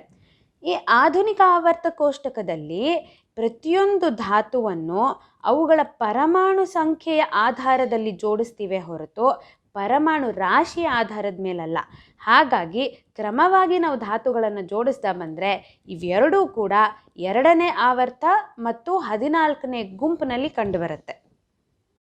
ಹೀಗೆ ನಾವು ಆ ಪ್ರಶ್ನೆಯಲ್ಲಿರುವಂಥ ಪ್ರತಿಯೊಂದು ಪಾಯಿಂಟನ್ನು ಗಮನಿಸಿ ಅದು ಎಲ್ಲದಕ್ಕೂ ಸರಿಯಾದ ಸೂಕ್ತವಾದ ಉತ್ತರಗಳನ್ನು ಕೊಡ್ತಾ ಹೋಗಬೇಕು. 12C6 ಮತ್ತು 14C6 ಈ ಎರಡು ಧಾತುಗಳು ಆಧುನಿಕ ಆವರ್ತ ಕೋಷ್ಟಕದಲ್ಲಿ ಬೇರೆ ಬೇರೆ ಸ್ಥಾನಗಳನ್ನು ಪಡೆಯುತ್ತವೆಯೇ? ನಿಮ್ಮ ಉತ್ತರವನ್ನು ವಿವರಿಸಿ. ಈ ಧಾತುಗಳು ಆಧುನಿಕ ಆವರ್ತ ಕೋಷ್ಟಕದಲ್ಲಿ ಯಾವ ಆವರ್ತ ಮತ್ತು ಗುಂಪಿಗೆ ಸೇರುತ್ತದೆ ಎಂಬುದನ್ನು ಸೂಕ್ತ ಕಾರಣದೊಂದಿಗೆ ಪತ್ತೆ ಮಾಡಿ. ಅವ್ರು ಕೊಟ್ಟಿರುವಂಥ ಎರಡು ಧಾತುಗಳಿದೆಯಲ್ಲ, 12C6 ಮತ್ತು 14C6, ಇವೆರಡೂ ಕೂಡ ಕಾರ್ಬನ್ನ ಸಮಸ್ಥಾನಿಗಳು. ಇವೆರಡು ಕಾರ್ಬನ್ನ ಸಮಸ್ಥಾನಿಗಳಾದ್ದರಿಂದ ಆಧುನಿಕ ಆವರ್ತ ಕೋಷ್ಟಕದಲ್ಲಿ ಇದು ಬೇರೆ ಬೇರೆ ಸ್ಥಾನವನ್ನು ಪಡೆಯೋದಿಲ್ಲ. ಇದು ಮೊದಲನೇ ಪಾಯಿಂಟು. ಎರಡನೇದೇನು ಅಂತಂದರೆ, ಅವ್ರು ಕೇಳಿದ್ದಾರೆ ಇವೆರಡೂ ಕೂಡ ಯಾವ ಗುಂಪಿಗೆ ಸೇರುತ್ತೆ, ಯಾವ ಆವರ್ತ ಮತ್ತು ಯಾವ ಗುಂಪಿಗೆ ಸೇರುತ್ತೆ, ಅದನ್ನು ಸೂಕ್ತ ಕಾರಣದೊಂದಿಗೆ ನಾವು ಪತ್ತೆ ಮಾಡಬೇಕು ಅಂತ ಹೇಳಿದ್ದಾರೆ. ಈ ಆಧುನಿಕ ಆವರ್ತ ಕೋಷ್ಟಕದಲ್ಲಿ ಪ್ರತಿಯೊಂದು ಧಾತುವನ್ನು ಅವುಗಳ ಪರಮಾಣು ಸಂಖ್ಯೆಯ ಆಧಾರದಲ್ಲಿ ಜೋಡಿಸ್ತೀವಿ ಹೊರತು ಪರಮಾಣು ರಾಶಿಯ ಆಧಾರದ ಮೇಲಲ್ಲ. ಹಾಗಾಗಿ ಕ್ರಮವಾಗಿ ನಾವು ಧಾತುಗಳನ್ನು ಜೋಡಿಸ್ತಾ ಬಂದರೆ ಇವೆರಡೂ ಕೂಡ ಎರಡನೇ ಆವರ್ತ ಮತ್ತು 14ನೇ ಗುಂಪಿನಲ್ಲಿ ಕಂಡುಬರುತ್ತೆ. ಹೀಗೆ ನಾವು ಆ ಪ್ರಶ್ನೆಯಲ್ಲಿರುವಂಥ ಪ್ರತಿಯೊಂದು ಪಾಯಿಂಟನ್ನು ಗಮನಿಸಿ ಅದು ಎಲ್ಲದಕ್ಕೂ ಸರಿಯಾದ ಸೂಕ್ತವಾದ ಉತ್ತರಗಳನ್ನು ಕೊಡ್ತಾ ಹೋಗಬೇಕು. 29ನೇ ಪ್ರಶ್ನೆ, ಕೆಳಗಿನ ಸಮೀಕರಣಗಳನ್ನು ಗಮನಿಸಿ. ಇಲ್ಲಿ ಕೆಳಗೆ 4 ಸಮೀಕರಣಗಳನ್ನು ಕೊಟ್ಟಿದ್ದಾರೆ. 4 ಸಮೀಕರಣಗಳು ಈಗ ನಿಮ್ಮ ಕಣ್ಮುಂದೆ ಇದೆ. ಈ ಎಲ್ಲವನ್ನು ಒಂದ್ಸಲ ಗಮನಿಸಿ ನೋಡಿ. ಈಗ ಪ್ರಶ್ನೆ ಏನು ಅಂದರೆ, ಈ ಸಮೀಕರಣಗಳಲ್ಲಿ ಯಾವ ಸಮೀಕರಣವು ತಪ್ಪಾಗಿದೆ? ತಪ್ಪಾದ ಸಮೀಕರಣದಲ್ಲಿರುವ ಲೋಹವನ್ನು ಹೇಗೆ ಉದ್ಧರಿಸಬಹುದು? ಮೇಲಿನ 4 ಕ್ರಿಯೆಗಳಲ್ಲಿ ಯಾವ ಕ್ರಿಯೆಯನ್ನು ಮುರಿದ ಯಂತ್ರದ ಭಾಗಗಳ ಜೋಡಣೆಗೆ ಬಳಸಬಹುದು ಮತ್ತು ಏಕೆ? ಮೊದಲಿಗೆ ನಾವು ಈ ಸಮೀಕರಣಗಳಲ್ಲಿ ತಪ್ಪಾಗಿರುವಂಥ ಸಮೀಕರಣ ಯಾವುದು ಅನ್ನೋದನ್ನು ಹುಡ್ಕೋಣ. ಕಂಡು ಹಿಡಿದ್ರ ಯಾವುದು ಅಂತ? ಹಾಂ, 3ನೇ ಸಮೀಕರಣ ಇದೆಯಲ್ಲ, ಇದು ತಪ್ಪಾಗಿರುವಂಥ ಸಮೀಕರಣ. ಯಾಕೆ ಅಂತಂದರೆ ಈ ಸಮೀಕರಣದಲ್ಲಿ ಕಬ್ಬಿಣವನ್ನು ಉದ್ಧರಿಸುವಂಥ ಪ್ರಯತ್ನವನ್ನು ನೋಡ್ಬೋದು ನಾವು. ಆದರೆ ನಮಗೀಗಾಗಲೇ ಗೊತ್ತಿರೋ ವಿಷಯ ಏನು ಅಂದರೆ ಮಕ್ಕಳೇ, ಕ್ರಿಯಾಶೀಲತೆ ಶ್ರೇಣಿಯಲ್ಲಿ ಕಬ್ಬಿಣ ಅತ್ಯಂತ ಕ್ರಿಯಾಶೀಲವಾಗಿರುವಂಥ ಒಂದು ಲೋಹ. ಈ ಕಬ್ಬಿಣದ ಆಕ್ಸೈಡ್ಗಳನ್ನು ಆಕರ್ಷಿಸೋದಕ್ಕೆ ಕಾರ್ಬನ್ನಿಂದ ಸಾಧ್ಯ ಇಲ್ಲ. ಯಾಕೆ ಅಂತಂದರೆ ಈ ಲೋಹಗಳು ಕಾರ್ಬನ್ಗಿಂತ ಆಕ್ಸಿಜನ್ ಕಡೆಗೆ ಹೆಚ್ಚು ಆಕರ್ಷಣೆಯನ್ನು ಹೊಂದಿರುತ್ತೆ. ಹಾಗಾಗಿ ಈ ಲೋಹಗಳನ್ನು ವಿದ್ಯುತ್ ವಿಭಜನೆಯ ಕ್ರಿಯೆಯಿಂದ ನಾವು ಪಡಿಬೋದು.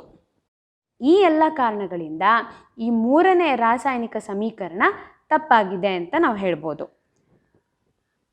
ಇನ್ನು ಈ ಪ್ರಶ್ನೆ ಇನ್ನೊಂದು ಭಾಗ, ಈ ಮೇಲಿನ 4 ಕ್ರಿಯೆಗಳಲ್ಲಿ ಯಾವ ಕ್ರಿಯೆಯನ್ನು ಮುರಿದ ಯಂತ್ರದ ಭಾಗಗಳ ಜೋಡಣೆಗೆ ಬಳಸಬಹುದು ಅಂತ ಕೇಳಿದ್ದಾರೆ. ಮತ್ತು ಯಾಕೆ ಅಂತಲೂ ಕೇಳಿದ್ದಾರೆ. ಇದಕ್ಕೆ ಹೊಂದುವಂತಹ ರಾಸಾಯನಿಕ ಸಮೀಕರಣ ಮೊದಲನೇ ಸಮೀಕರಣ. ಯಾಕೆಂದರೆ ಈ ಮೊದಲನೇ ಸಮೀಕರಣದಲ್ಲಿ ನಾವು ಸ್ಥಾನಪಲ್ಲಟ ಕ್ರಿಯೆಯನ್ನು ಗಮನಿಸ್ಬೋದು. ಈ ಸ್ಥಾನಪಲ್ಲಟ ಕ್ರಿಯೆಗಳು ಅತಿ ಬಹಿರುಷ್ಣಕ ಕ್ರಿಯೆಗಳಾಗಿರುತ್ತವೆ. ಅತ್ಯಂತ ಹೆಚ್ಚಿನ ಪ್ರಮಾಣದಲ್ಲಿ ಉಷ್ಣತೆಯನ್ನು ಬಿಡುಗಡೆ ಮಾಡೋದ್ರಿಂದ ಇದರಲ್ಲಿ ಉತ್ಪತ್ತಿಯಾಗುವಂಥ ಲೋಹಗಳು ದ್ರವಿಸಿದ ಸ್ಥಿತಿಯಲ್ಲಿರುತ್ತೆ. ಈಗ ದ್ರವಿಸಿದ ಸ್ಥಿತಿಯಲ್ಲಿದ್ದರೆ ಯಂತ್ರಗಳ ಮುರಿದ ಭಾಗಗಳನ್ನು ಜೋಡಿಸೋದು ಬಹಳ ಸುಲಭ ಆಗತ್ತಲ್ವಾ. ಹಾಗಾಗಿ ಈ ಮೊದಲನೇ ಒಂದು ರಾಸಾಯನಿಕ ಸಮೀಕರಣ ಏನಿದೆ ಇದನ್ನು ನಾವು ಯಂತ್ರದ ಭಾಗಗಳ ಜೋಡಣೆಗೆ ಬಳಸ್ಕೋಬಹುದು. ಅದರಲ್ಲಿ ಎರಡನೇ ಆಪ್ಷನ್ನ ಪ್ರಶ್ನೆ ಏನು ಅಂದರೆ, ಮಾನವನ ಸಾಗಾಣಿಕಾ ಪ್ರಕ್ರಿಯೆ ನಡೆಯುವಾಗ ಮೊದಲನೇ ಪ್ರಶ್ನೆ ಜೀವಕೋಶಗಳಿಗೆ ಆಕ್ಸಿಜನ್ ಪೂರೈಕೆ, ಎರಡನೇ ಪ್ರಶ್ನೆ ಜೀವಕೋಶಗಳಿಂದ ವಾತಾವರಣಕ್ಕೆ ಕಾರ್ಬನ್ ಡೈಆಕ್ಸೈಡ್ ಬಿಡುಗಡೆಯಾಗುವ ವಿಧಾನವನ್ನು ವಿವರಿಸಿ. ಮಕ್ಕಳೇ, ಸರಿಯಾಗಿ ಗಮನಿಸಬೇಕು. ಇದು ಸಾಗಾಣಿಕೆಗೆ ಸಂಬಂಧಪಟ್ಟಂಥ ಪ್ರಶ್ನೆ. ಮಾನವನ ಸಾಗಾಣಿಕಾ ಪ್ರಕ್ರಿಯೆ ನಡೆಯುವಾಗ ಜೀವಕೋಶಗಳಿಗೆ ಆಕ್ಸಿಜನ್ ಹೇಗೆ ಪೂರೈಕೆ ಆಗತ್ತೆ ಅನ್ನೋದು ಈ ಪ್ರಶ್ನೆಯ ಒಂದು ಆಶಯ. ಶರೀರದಲ್ಲಿ ಏನಾಗತ್ತೆ, ಆಕ್ಸಿಜನ್ ಸಮೃದ್ಧ ರಕ್ತವು ಶ್ವಾಸಕೋಶಗಳಿಂದ ಪುಪ್ಪಸಕ ಅಭಿಧಮನಿಯ ಮೂಲಕ ಹೃದಯಕ್ಕೆ ಬರುತ್ತೆ. ಅದರಲ್ಲೂ ಎಡ ಹೃತ್ಕರ್ಣಕ್ಕೆ ಬರುತ್ತೆ. ಈ ಎಡ ಹೃತ್ಕರ್ಣದಿಂದ ಎಡ ಹೃತ್ಕುಕ್ಷಿಗೆ ಹೋಗುತ್ತೆ. ಅಲ್ಲಿಂದ ರಕ್ತ ಅಪಧಮನಿಗಳ ಮೂಲಕ ರಕ್ತದಿಂದ ಪಂಪ್ ಮಾಡಲ್ಪಡತ್ತೆ. ಹೀಗೆ ಅಪಧಮನಿಗಳಿಂದ ಕೊಂಡೊಯ್ಯಲ್ಪಟ್ಟಂಥ ರಕ್ತ ವಿವಿಧ ಅಂಗಾಂಶಗಳಿಗೆ ತಲುಪತ್ತೆ. ಈ ಅಪಧಮನಿಗಳು ಮುಂದೆ ಸಣ್ಣ ಸಣ್ಣ ನಾಳಗಳಾಗಿ ವಿಭಜನೆಯಾಗಿ ರಕ್ತವನ್ನು ಪ್ರತಿಯೊಂದು ಜೀವಕೋಶದ ಸಂಪರ್ಕಕ್ಕೆ ತರುತ್ತೆ. ಈ ತರಹದ ಸಣ್ಣ ಸಣ್ಣ ನಾಳಗಳನ್ನೇ ಲೋಮನಾಳಗಳು ಅಂತ ಕರೆಯೋದು. ಈ ಲೋಮನಾಳಗಳ ಮೂಲಕವೇ ರಕ್ತ ಮತ್ತು ಸುತ್ತಲಿನ ಜೀವಕೋಶಗಳ ಮಧ್ಯೆ ವಸ್ತುಗಳ ವಿನಿಮಯ ನಡೆಯುವಂಥದ್ದು. ಈ ಮೂಲಕನೇ ಆಕ್ಸಿಜನ್ ಕೂಡ ರಕ್ತದಿಂದ ಜೀವಕೋಶಗಳಿಗೆ ಪೂರೈಕೆ ಆಗತ್ತೆ. ಈಗ ಇದರಲ್ಲೇ ಎರಡನೇ ಪ್ರಶ್ನೆ ಇದೆಯಲ್ಲ, ಜೀವಕೋಶಗಳಿಂದ ವಾತಾವರಣಕ್ಕೆ ಕಾರ್ಬನ್ ಡೈಆಕ್ಸೈಡ್ ಬಿಡುಗಡೆಯಾಗುವ ವಿಧಾನವನ್ನು ವಿವರಿಸಿ. ರಕ್ತ ಮತ್ತು ಸುತ್ತಲಿನ ಜೀವಕೋಶಗಳ ಮಧ್ಯೆ ಅನಿಲಗಳ ವಿನಿಮಯ ಆದ ನಂತರ ಈ ಲೋಮನಾಳಗಳು ಒಟ್ಟಿಗೆ ಸೇರಿ ಅಭಿಧಮನಿಗಳನ್ನು ಉಂಟು ಮಾಡುತ್ತೆ. ಇವು ರಕ್ತವನ್ನು ಅಂಗ ಮತ್ತು ಅಂಗಾಂಶಗಳಿಂದ ಹೊರಗೆ ಸಾಗಿಸುತ್ತೆ. ಹೀಗೆ ಹೊರಬಂದಂಥ ರಕ್ತ ನೀಚ ಅಭಿಧಮನಿಯ ಮೂಲಕ ಹೃದಯದ ಬಲ ಹೃತ್ಕರ್ಣಕ್ಕೆ, ನಂತರ ಬಲ ಹೃತ್ಕುಕ್ಷಿಗೆ, ಆನಂತರ ಪುಪ್ಪಸಕ ಅಪಧಮನಿಯ ಮೂಲಕ ಶ್ವಾಸಕೋಶಕ್ಕೆ ಕಾರ್ಬನ್ ಡೈಆಕ್ಸೈಡ್ ಯುಕ್ತ ರಕ್ತ ಪೂರೈಕೆ ಆಗತ್ತೆ. ಈ ಕಾರ್ಬನ್ ಡೈಆಕ್ಸೈಡ್ ರಕ್ತದಿಂದ ಶ್ವಾಸಕೋಶಗಳಿಗೆ ಹಾಗೆ ಶ್ವಾಸಕೋಶಗಳಿಂದ ಮೂಗಿನ ಮೂಲಕ ಹೊರಗಿನ ವಾತಾವರಣಕ್ಕೆ ಬಿಡುಗಡೆ ಆಗತ್ತೆ. 30ನೇ ಪ್ರಶ್ನೆಯಲ್ಲೂ ಕೂಡ ಎರಡು ಆಪ್ಷನ್ಗಳಿದೆ. ಇದರಲ್ಲಿ ನಾವು ಮೊದಲನೇ ಆಪ್ಷನನ್ನು ಫಸ್ಟು ನೋಡೋಣ. ಕೆಳಗಿನ ಸಂದರ್ಭಗಳಲ್ಲಿ ಎಲ್ಲ ಜೀವಿಗಳಲ್ಲಿ ಪೋಷಣೆಯ ಉತ್ಪನ್ನವಾದ ಗ್ಲೂಕೋಸ್ ಹೇಗೆ ವಿಭಜನೆಗೊಳ್ಳುತ್ತದೆ?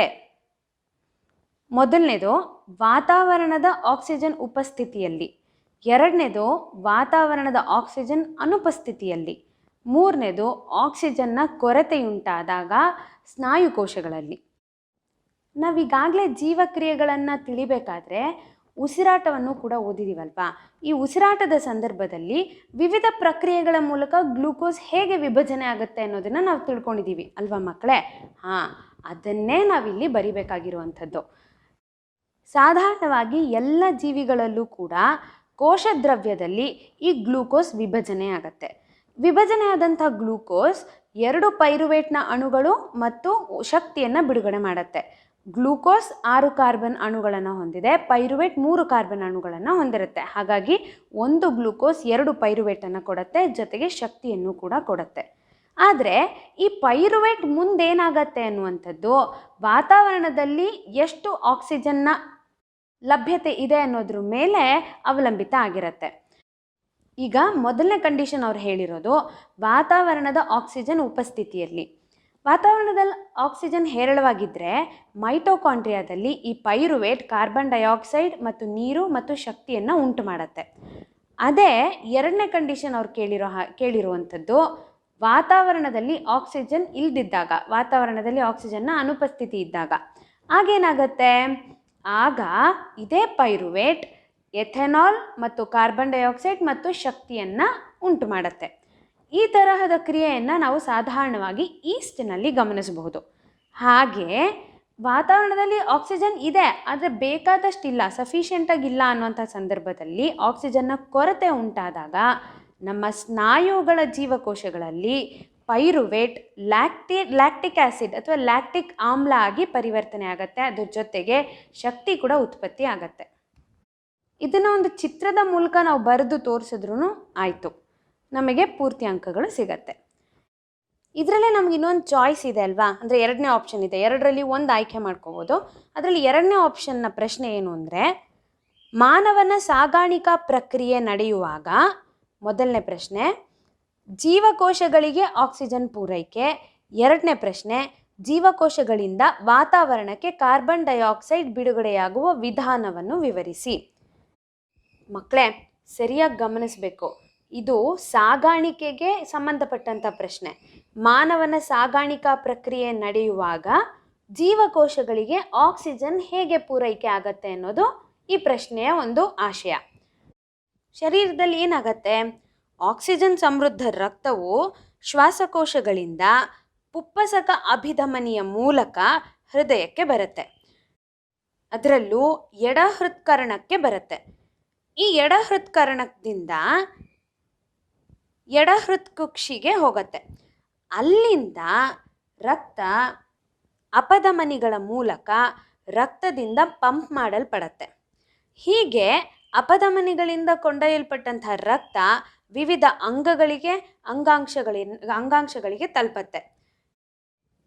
ಈ ಅಪಧಮನಿಗಳು ಮುಂದೆ ಸಣ್ಣ ಸಣ್ಣ ನಾಳಗಳಾಗಿ ವಿಭಜನೆಯಾಗಿ ರಕ್ತವನ್ನು ಪ್ರತಿಯೊಂದು ಜೀವಕೋಶದ ಸಂಪರ್ಕಕ್ಕೆ ತರುತ್ತೆ. ಈ ತರಹದ ಸಣ್ಣ ಸಣ್ಣ ನಾಳಗಳನ್ನೇ ಲೋಮನಾಳಗಳು ಅಂತ ಕರೆಯೋದು. ಈ ಲೋಮನಾಳಗಳ ಮೂಲಕವೇ ರಕ್ತ ಮತ್ತು ಸುತ್ತಲಿನ ಜೀವಕೋಶಗಳ ಮಧ್ಯೆ ವಸ್ತುಗಳ ವಿನಿಮಯ ನಡೆಯುವಂಥದ್ದು. ಈ ಮೂಲಕನೇ ಆಕ್ಸಿಜನ್ ಕೂಡ ರಕ್ತದಿಂದ ಜೀವಕೋಶಗಳಿಗೆ ಪೂರೈಕೆ ಆಗತ್ತೆ. ಈಗ ಇದರಲ್ಲೇ ಎರಡನೇ ಪ್ರಶ್ನೆ ಇದೆಯಲ್ಲ, ಜೀವಕೋಶಗಳಿಂದ ವಾತಾವರಣಕ್ಕೆ ಕಾರ್ಬನ್ ಡೈಆಕ್ಸೈಡ್ ಬಿಡುಗಡೆಯಾಗುವ ವಿಧಾನವನ್ನು ವಿವರಿಸಿ. ರಕ್ತ ಮತ್ತು ಸುತ್ತಲಿನ ಜೀವಕೋಶಗಳ ಮಧ್ಯೆ ಅನಿಲಗಳ ವಿನಿಮಯ ಆದ ನಂತರ ಈ ಲೋಮನಾಳಗಳು ಒಟ್ಟಿಗೆ ಸೇರಿ ಅಭಿಧಮನಿಗಳನ್ನು ಉಂಟು ಮಾಡುತ್ತೆ. ಇವು ರಕ್ತವನ್ನು ಅಂಗ ಮತ್ತು ಅಂಗಾಂಶಗಳಿಂದ ಹೊರಗೆ ಸಾಗಿಸುತ್ತೆ. ಹೀಗೆ ಹೊರಬಂದಂಥ ರಕ್ತ ನೀಚ ಅಭಿಧಮನಿಯ ಮೂಲಕ ಹೃದಯದ ಬಲ ಹೃತ್ಕರ್ಣಕ್ಕೆ, ನಂತರ ಬಲ ಹೃತ್ಕುಕ್ಷಿಗೆ, ಆನಂತರ ಪುಪ್ಪಸಕ ಅಪಧಮನಿಯ ಮೂಲಕ ಶ್ವಾಸಕೋಶಕ್ಕೆ ಕಾರ್ಬನ್ ಡೈಆಕ್ಸೈಡ್ ಯುಕ್ತ ರಕ್ತ ಪೂರೈಕೆ ಆಗತ್ತೆ. ಈ ಕಾರ್ಬನ್ ಡೈಆಕ್ಸೈಡ್ ರಕ್ತದಿಂದ ಶ್ವಾಸಕೋಶಗಳಿಗೆ ಹಾಗೆ ಶ್ವಾಸಕೋಶಗಳಿಂದ ಮೂಗಿನ ಮೂಲಕ ಹೊರಗಿನ ವಾತಾವರಣಕ್ಕೆ ಬಿಡುಗಡೆ ಆಗತ್ತೆ. 31ನೇ ಪ್ರಶ್ನೆ, ಮಾನವನ ಮಿದುಳಿನ ನೀಳ ಛೇದ ನೋಟವನ್ನು ತೋರಿಸುವ ಚಿತ್ರವನ್ನು ಬರೆದು ಕೆಳಗಿನ ಭಾಗಗಳನ್ನು ಗುರುತಿಸಿ. ಮೊದಲನೇದು ಅನೈಚ್ಛಿಕ ಕ್ರಿಯೆಗಳನ್ನು ನಿಯಂತ್ರಿಸುವ ಹಿಮ್ಮೆದುಳಿನ ಭಾಗ, ಎರಡನೇದು ಸಂವೇದನಾ ಮಾಹಿತಿಯನ್ನು ಅರ್ಥೈಸುವ ಭಾಗ. ಮಾನವನ ಮಿದುಳನ್ನು ಬರೆಯೋದನ್ನು ನೀವು ಅಭ್ಯಾಸ ಮಾಡ್ಕೊಂಡಿದ್ದೀರಾ ಅಂತ ಭಾವಿಸ್ತೀನಿ. ಈಗ ನಿಮ್ಮ ಮುಂದೆ ಕಾಣ್ತಾ ಇದೆಯಲ್ಲ, ಇದೇ ಆ ಮಾನವನ ಮಿದುಳಿನ ಚಿತ್ರ. ಇದನ್ನು ರಚಿಸಿ ನೀವು ಅದರಲ್ಲಿ ಮಹಾಮಸ್ತಿಷ್ಕ, ಕಪಾಲ, ಮಿದುಳು ಬಳ್ಳಿ, ಅನುಮಸ್ತಿಷ್ಕ, ಮೆಡ್ಯುಲ್ಲಾ, ಪಾನ್ಸೋ, ಪಿಟ್ಯೂಟ್ರಿ ಗ್ರಂಥಿ, ಹೈಪೋಥೆಲಾಮಸ್ ಇವೆಲ್ಲವನ್ನು ಗುರುತಿಸಿ. ಇದರ ನಂತರ ಅವರು ಇದರಲ್ಲಿ ವಿಶೇಷವಾಗಿ 2 ಭಾಗಗಳನ್ನು ಗುರುತಿಸೋದಕ್ಕೆ ಕೇಳಿದ್ದಾರೆ. ಒಂದು ಅನೈಚ್ಛಿಕ ಕ್ರಿಯೆಗಳನ್ನು ನಿಯಂತ್ರಿಸುವಂಥ ಹಿಮ್ಮೆದುಳಿನ ಭಾಗ. ಹಿಮ್ಮೆದುಳು ಯಾವುದು? ಈ ಮೆಡ್ಯುಲ್ಲಾ, ಅನುಮಸ್ತಿಷ್ಕ ಇವೆಲ್ಲ ಇದೆಯಲ್ಲ, ಇದು ಹಿಮ್ಮೆದುಳು. ಹಾಗೆ ಎರಡನೇದು ಸಂವೇದನಾ ಮಾಹಿತಿಯನ್ನು ಅರ್ಥೈಸುವಂಥ ಭಾಗ. ಸಂವೇದನಾ ಮಾಹಿತಿಯನ್ನು ಅರ್ಥೈಸುವಂಥ ಭಾಗ ಯಾವುದು? ಮುಮ್ಮೆದುಳು. ಮುಮ್ಮೆದುಳು ಯಾವುದು? ಈಗ ತೋರಿಸ್ತಾ ಇದ್ದೀವಲ್ಲ, ಇದು ಮುಮ್ಮೆದುಳು. ಈ ಎರಡನ್ನೂ ಗುರುತಿಸಿ ಚಿತ್ರವನ್ನು ಕ್ಲೀನಾಗಿ ಬರೆದಿದ್ರೆ ನಮ್ಗೆ ಈ ಪ್ರಶ್ನೆಗೆ ಪೂರ್ಣ ಅಂಕಗಳನ್ನು ನಾವು ಸುಲಭವಾಗಿ ಪಡ್ಕೊಂಡ್ಬಿಡ್ಬೋದು. 32ನೇ ಪ್ರಶ್ನೆ. ಒಂದು ಆಟಿಕೆ ಕಾರಿನಿಂದ ಮೋಟಾರನ್ನು ಹೊರತೆಗೆಯಲಾಗಿದೆ. ಈ ಮೋಟರನ್ನು ನೀವು ಒಂದು ವಿದ್ಯುಜ್ಜನಕವನ್ನಾಗಿ ಹೇಗೆ ಪರಿವರ್ತಿಸುವಿರಿ? ವಿದ್ಯುಜ್ಜನಕದ ಕಾರ್ಯವನ್ನು ವಿದ್ಯುತ್ ಕಾಂತೀಯ ಪ್ರೇರಣೆ ವಿದ್ಯಮಾನದೊಂದಿಗೆ ಹೋಲಿಸಿ ಅಂತ ಕೇಳಿದ್ದಾರೆ. ಈಗ ಈ ಪ್ರಶ್ನೆಯ ಮೊದಲನೇ ಭಾಗವನ್ನು ತೆಗೆದುಕೊಳ್ಳೋಣ. ಆಟಿಕೆ ಕಾರ್ನಿಂದ ತೆಗೆದಿರುವಂಥ ಮೋಟರನ್ನು ನಾವು ಹೇಗೆ ಒಂದು ವಿದ್ಯುಜ್ಜನಕವನ್ನಾಗಿ ಪರಿವರ್ತಿಸ್ಬೋದು? ಆ ಮೋಟರನ್ನು ಯಾಂತ್ರಿಕವಾಗಿ ತಿರುಗಿಸುವುದರ ಮೂಲಕ ವಿದ್ಯುಜ್ಜನಕವನ್ನಾಗಿ ನಾವು ಪರಿವರ್ತಿಸ್ಬೋದು. ಒಂದು ವಾಹಕದಲ್ಲಿ ಬದಲಾಗ್ತಾ ಇರುವಂಥ ಕಾಂತಕ್ಷೇತ್ರ ಇನ್ನೊಂದು ವಾಹಕದಲ್ಲಿ ವಿದ್ಯುತ್ ಪ್ರವಾಹವನ್ನು ಪ್ರೇರೇಪಿಸುತ್ತೆ. ಈ ಕ್ರಿಯೆಯನ್ನೇ ವಿದ್ಯುತ್ ಕಾಂತೀಯ ಪ್ರೇರಣೆ ಅಂತ ಕರೆಯೋದು. ಈಗ ಇದೇ ಪ್ರಶ್ನೆಯಲ್ಲಿರುವಂಥ ಎರಡನೇ ಭಾಗ ಅಂದರೆ ವಿದ್ಯುಜ್ಜನಕದ ಕಾರ್ಯವನ್ನು ವಿದ್ಯುತ್ ಕಾಂತೀಯ ಪ್ರೇರಣೆ ವಿದ್ಯಮಾನದೊಂದಿಗೆ ಹೋಲಿಸಿ. ಈಗ ಒಂದು ಟೇಬಲ್ ಹಾಕ್ಕೊಳ್ಳೋಣ. ಒಂದು ಕಡೆ ವಿದ್ಯುತ್ ಮೋಟರ್ ಮತ್ತೊಂದು ಕಡೆ ವಿದ್ಯುಜ್ಜನಕ ಅಂತ ಹಾಕ್ಕೊಳ್ಳೋಣ. ಈ ಎರಡಕ್ಕೂ ಇರುವಂಥ ವ್ಯತ್ಯಾಸಗಳನ್ನು ಗುರುತಿಸ್ತಾ ಹೋಗೋಣ. ಮೊದಲನೇ ವ್ಯತ್ಯಾಸ ಏನು? ವಿದ್ಯುತ್ ಮೋಟರ್ನ ಕೆಲಸ ಏನು ಅಂದರೆ ಇದು ವಿದ್ಯುತ್ ಶಕ್ತಿಯನ್ನು ಯಾಂತ್ರಿಕ ಶಕ್ತಿಯಾಗಿ ಪರಿವರ್ತಿಸುವ ಒಂದು ಸಾಧನ. ಅದೇ ವಿದ್ಯುತ್ ಜನಕದ ಕೆಲಸ ಏನು? ಇದು ಯಾಂತ್ರಿಕ ಶಕ್ತಿಯನ್ನು ವಿದ್ಯುತ್ ಶಕ್ತಿಯನ್ನಾಗಿ ಪರಿವರ್ತಿಸುವ ಸಾಧನ. ಎರಡನೇ ವ್ಯತ್ಯಾಸ, ವಿದ್ಯುತ್ ಮೋಟರ್ ಫ್ಲೆಮಿಂಗ್ನ ಎಡಗೈ ನಿಯಮಾಧಾರಿತ ಸಾಧನ, ಆದರೆ ವಿದ್ಯುತ್ ಜನಕ ಫ್ಲೆಮಿಂಗ್ನ ಬಲಗೈ ನಿಯಮಾಧಾರಿತ ಸಾಧನ. ವಿದ್ಯುತ್ ಮೋಟಾರ್ಗೆ ನಾವೇನು ಉದಾಹರಣೆ ಕೊಡ್ಬೋದು? ಫ್ಯಾನು, ಪಂಪು, ಇವೆಲ್ಲ ವಿದ್ಯುತ್ ಮೋಟಾರ್ಗೆ ಉದಾಹರಣೆ. ಹಾಗೆ ವಿದ್ಯುತ್ ಜನಕಕ್ಕೆ AC ಡೈನಮೋ, DC ಡೈನಮೋ ಇವೆರಡು ವಿದ್ಯುತ್ ಜನಕಕ್ಕೆ ಉದಾಹರಣೆ. ಈಗ ನಾವು ಪ್ರಶ್ನೆ ಎರಡು ಭಾಗಗಳಿಗೆ ಪೂರ್ತಿಯಾಗಿ ಉತ್ತರ ಕೊಟ್ಟ ಹಾಗಾಯಿತು. ಮುಂದಿನ ಪ್ರಶ್ನೆ ನೋಡೋಣ.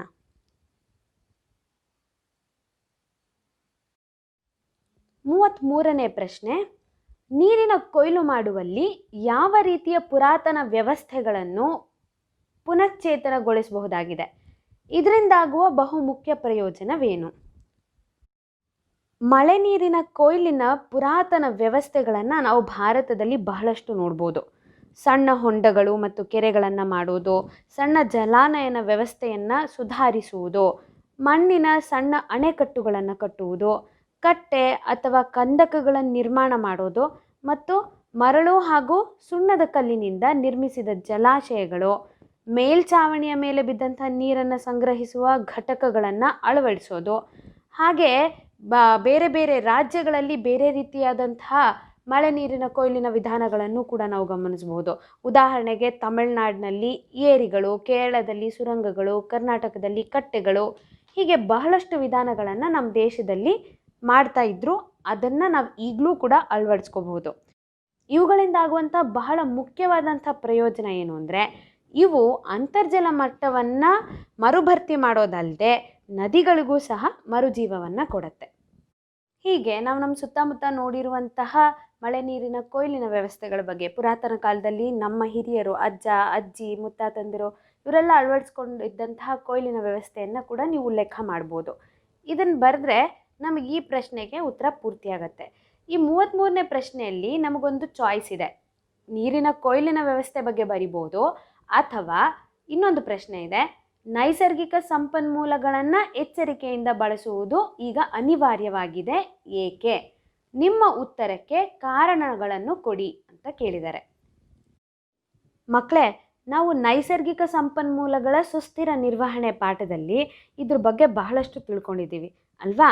ಈಗ ಅದ್ರ ಬಗ್ಗೆ ನಿಮಗೆ ತಿಳಿದಿರುವಂಥ ವಿಚಾರಗಳನ್ನು ಸ್ಪಷ್ಟವಾಗಿ ಬರಿತಾ ಹೋಗಿ. ನಾವು ಸೇವಿಸುವಂಥ ಆಹಾರದಿಂದ ಹಿಡಿದು ನಾವು ಬಳಸುವಂಥ ಪ್ರತಿಯೊಂದು ವಸ್ತುವು ಕೂಡ ಬಟ್ಟೆ, ಪುಸ್ತಕ, ಗೊಂಬೆ, ಆಟಿಕೆ, ಪೀಠೋಪಕರಣಗಳು, ಸಲಕರಣೆಗಳು ಎಲ್ಲವೂ ಕೂಡ ನಮಗೆ ಭೂಮಿಯ ಮೇಲಿನ ಸಂಪನ್ಮೂಲಗಳಿಂದ ಸಿಕ್ಕಿರುವಂಥದ್ದು. ಇವತ್ತು ಜನಸಂಖ್ಯೆ ಕೂಡ ಪ್ರಚಂಡ ವೇಗದಲ್ಲಿ ಹೆಚ್ಚಾಗ್ತಾನೇ ಇದೆ. ಈ ಎಲ್ಲ ಕಾರಣಗಳಿಂದ ನಾವು ನಮ್ಮ ಸಂಪನ್ಮೂಲಗಳನ್ನು ಎಚ್ಚರಿಕೆಯಿಂದ ಬಳಸಬೇಕು. ಇದಕ್ಕೆ ದೂರದೃಷ್ಟಿಯ ಅಗತ್ಯ ಇದೆ. ಈಗ ನಾವು ಬಳಸ್ತಾ ಇರುವಂಥದ್ರಲ್ಲಿ ಬಹಳಷ್ಟು ಸಂಪನ್ಮೂಲಗಳು ನವೀಕರಿಸಲಾಗದ ಸಂಪನ್ಮೂಲಗಳಾಗಿರೋದ್ರಿಂದ ಇದರ ಬಳಕೆಯಾಗುವ ಸಂದರ್ಭದಲ್ಲಿ ಆದಷ್ಟು ಇದರ ದುರುಪಯೋಗವನ್ನು ಮಾಡಿಕೊಳ್ಳದೆ, ವ್ಯರ್ಥ ಮಾಡದೆ ಇದನ್ನು ಜವಾಬ್ದಾರಿಯಿಂದ ಬಳಸಬೇಕು. ಅದರ ಜೊತೆಗೆ ಕೆಲವು ಸಂಪನ್ಮೂಲಗಳನ್ನು ಹೊರತೆಗಿಬೇಕಾದರೂ ಸರಿ, ಕೆಲವನ್ನು ಬಳಸಬೇಕಾದರೂ ಸರಿ, ಪರಿಸರಕ್ಕೆ ಹಾನಿ ಉಂಟಾಗ್ತಾ ಇದೆ. ಹಾಗಾಗಿ ಈ ಅಂಶವನ್ನು ಪರಿಗಣಿಸಿ ನಾವು ಸಂಪನ್ಮೂಲಗಳನ್ನು ಬಹಳ ಎಚ್ಚರಿಕೆಯಿಂದ ಬಳಸಬೇಕಾದಂಥ ಅನಿವಾರ್ಯತೆ ಇವತ್ತು ಬಂದಿದೆ.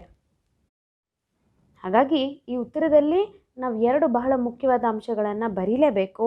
ಒಂದು, ನವೀಕರಿಸಲಾದ ಸಂಪರ್ಕಗಳಿರೋದ್ರಿಂದ ಮತ್ತು ಈ ಸಂಪನ್ಮೂಲಗಳ ಬಳಕೆ ಆಗಬೇಕಾದ್ರೆ ಅಥವಾ ಅದನ್ನು ಹೊರತೆಗಿಬೇಕಾದ್ರೆ ಪರಿಸರಕ್ಕೆ ಹಾನಿ ಆಗ್ತಾ ಇರೋದ್ರಿಂದ ಎರಡು ವಿಷಯಗಳನ್ನು ನಾವು ಗಮನದಲ್ಲಿಟ್ಕೊಂಡು ಇದರ ಬಳಕೆಯನ್ನು ನಾವು ಬಹಳ ಎಚ್ಚರಿಕೆಯಿಂದ ಮಾಡಬೇಕು ಅನ್ನೋದನ್ನು ಉಲ್ಲೇಖ ಮಾಡಬೇಕು.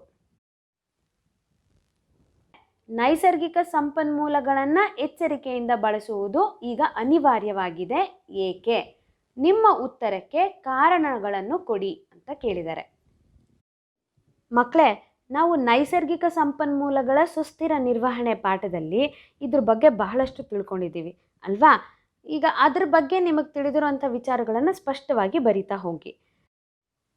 ನಾವು ಸೇವಿಸುವಂಥ ಆಹಾರದಿಂದ ಹಿಡಿದು ನಾವು ಬಳಸುವಂಥ ಪ್ರತಿಯೊಂದು ವಸ್ತುವು ಕೂಡ ಬಟ್ಟೆ, ಪುಸ್ತಕ, ಗೊಂಬೆ, ಆಟಿಕೆ, ಪೀಠೋಪಕರಣಗಳು, ಸಲಕರಣೆಗಳು ಎಲ್ಲವೂ ಕೂಡ ನಮಗೆ ಭೂಮಿಯ ಮೇಲಿನ ಸಂಪನ್ಮೂಲಗಳಿಂದ ಸಿಕ್ಕಿರುವಂಥದ್ದು.